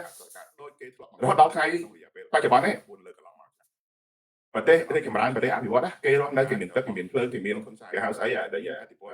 រហូតដល់ running water ឆាប់ហ្នឹង water ឆាប់ធ្វើការចង្អុលបង្ហាញស្រុកណាក៏គេប្រើនឹងអស់ហើយឥឡូវនេះណាគ្រាន់តែទឹកដាច់1ម៉ោង2ម៉ោងហ្នឹងគេបន្ទោសរដ្ឋាភិបាលលន់ចឹងនិយាយចឹងប៉ុន្តែស្រុកយើងវាអត់ទាន់មានអាហ្នឹងតែក្រុងមួយចំនួនហ្នឹងមិនទាន់មានទាំងអស់នេះបានជាទឹករត់ហ្នឹងផង running water ហ្នឹងផង supply water supply ហ្នឹង system ហ្នឹងណាវាអត់ទាន់មានហើយនៅក្នុងសតវត្សទី21បងពិភពលោកគេតែដល់នឹងអស់ហើ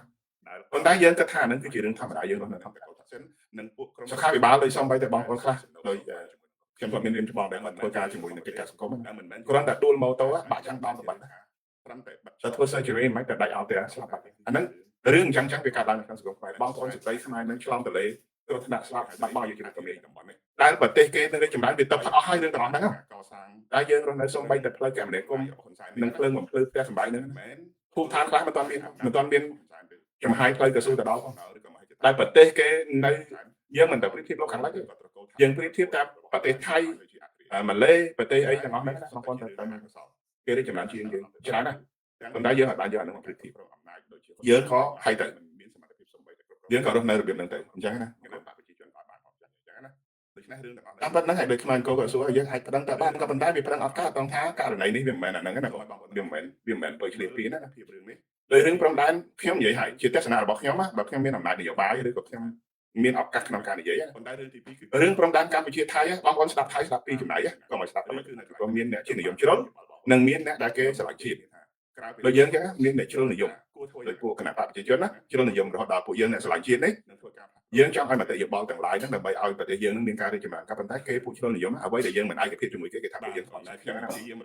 ប្រទេសថៃដូចគ្នាដែរមានពួកអ្នកជាតិនិយមនិងពួកអ្នកជ្រុលនិយមចឹងនិយាយចឹងណាគឺតាក់ទងជាមួយនឹងព្រំដែនគេនិយាយថាបើបារាំងបងប្អូនសើចមើលខ្លួនឯងកុំថាស្ដាប់តែខ្ញុំនិយាយណាបើបារាំងបានកំណត់បូរណភាពនៅដែនដីរបស់យើងរវាងប្រទេសពីរហ្នឹងចែកគ្នាតាំងពីឆ្នាំ1949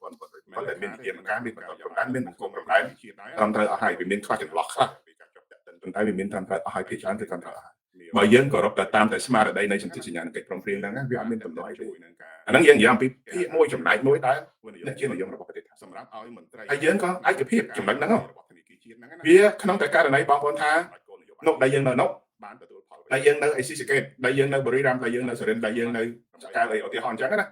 មានផលប្រយោជន៍អានោះហើយដែលយើងហៅថាជ្រុលនិយមហើយពួកថៃក៏ថាមានអញ្ចឹងមានអំណាចនៅក្នុងនោះដីរបស់យើងនៅបាត់ដំបងដីរបស់យើងនៅសៀមរាបដីរបស់យើងនៅស៊ីសូផុនអីចឹងណាអានឹងហើយដែលវាជាមានអំណាចហើយដីទាំងអស់នេះដំឡើងវាក៏មិនដឹងថាជាដីរបស់អ្នកណាពិតប្រាកដផងប៉ុន្តែបើសិនតែយើងនិយាយអំពីពងសាវតាណាប្រវត្តិសាស្ត្រណារបស់ប្រទេសថៃ ប្រវត្តិសាស្ត្រពីអតីតកាលមកខ្មែរគឺជាអំបូរឬក៏ជាពូជពងនៅក្នុងប្រទេសតែសំបីតែយួនសំបីតែអីមិនមានផងយើងមើលមួយទៀតយួនចិនហើយយួនអាចារ្យហើយយួនដែលឡាវហើយនឹងថៃមិនទាន់មានផងពូជខ្មែរក៏ប៉ុន្តែអានោះគឺជាប្រវត្តិសាស្ត្រនៃសាវតារបស់ពិភពលោកយូរលង់មកហើយ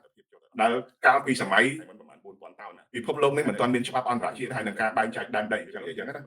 ប៉ុន្តែនៅពេលដែលយើងមានការបែងចែកដែនដីការទទួលស្គាល់នៅបូរណភាពអធិបតេយ្យក្រោយពីមានសង្គ្រាមអីចឹងទៅប្រទេសនីមួយៗបានទទួលនៅឯករាជ្យនិងបូរណភាពអធិបតេយ្យក្រោមក្របខ័ណ្ឌនៃអំណាចអន្តរជាតិឬក៏អំណាចច្បាប់អន្តរជាតិហ្នឹងណាយើងទទួលស្គាល់អ្វីដែលយើងមាន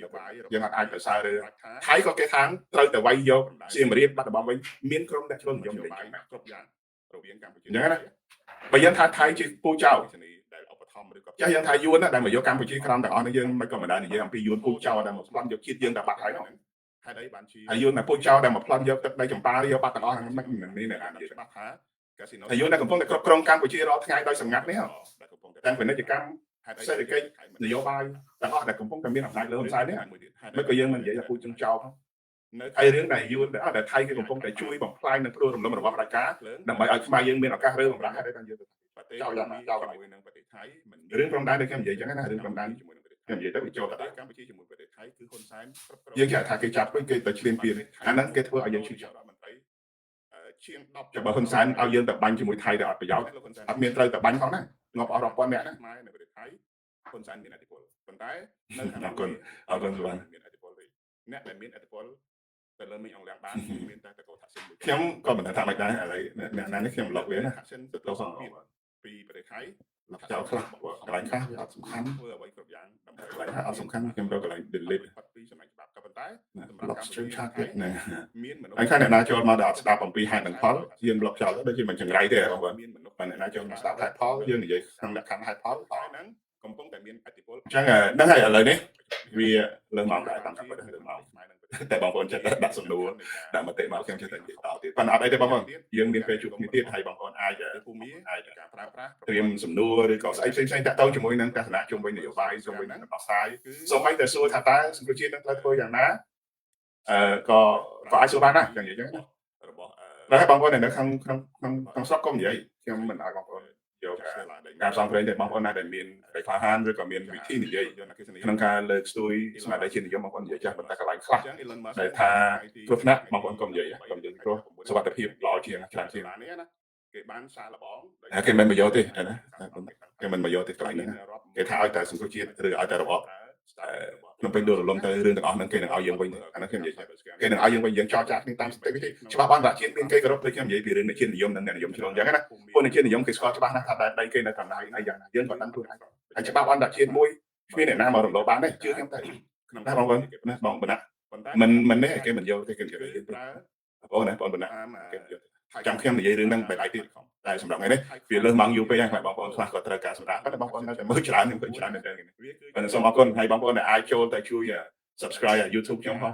YouTube ក៏វាដើរដែរហ្នឹងការហ្នឹងថាសិននៅមានវាដើរគ្រប់គ្រងក្នុងករណី page របស់ខ្ញុំវាខូចថ្ងៃណាមួយយើងមាន YouTube មួយទៀតគ្រាន់តែបដោះតលក្នុងការ live អីចឹងដែរតែ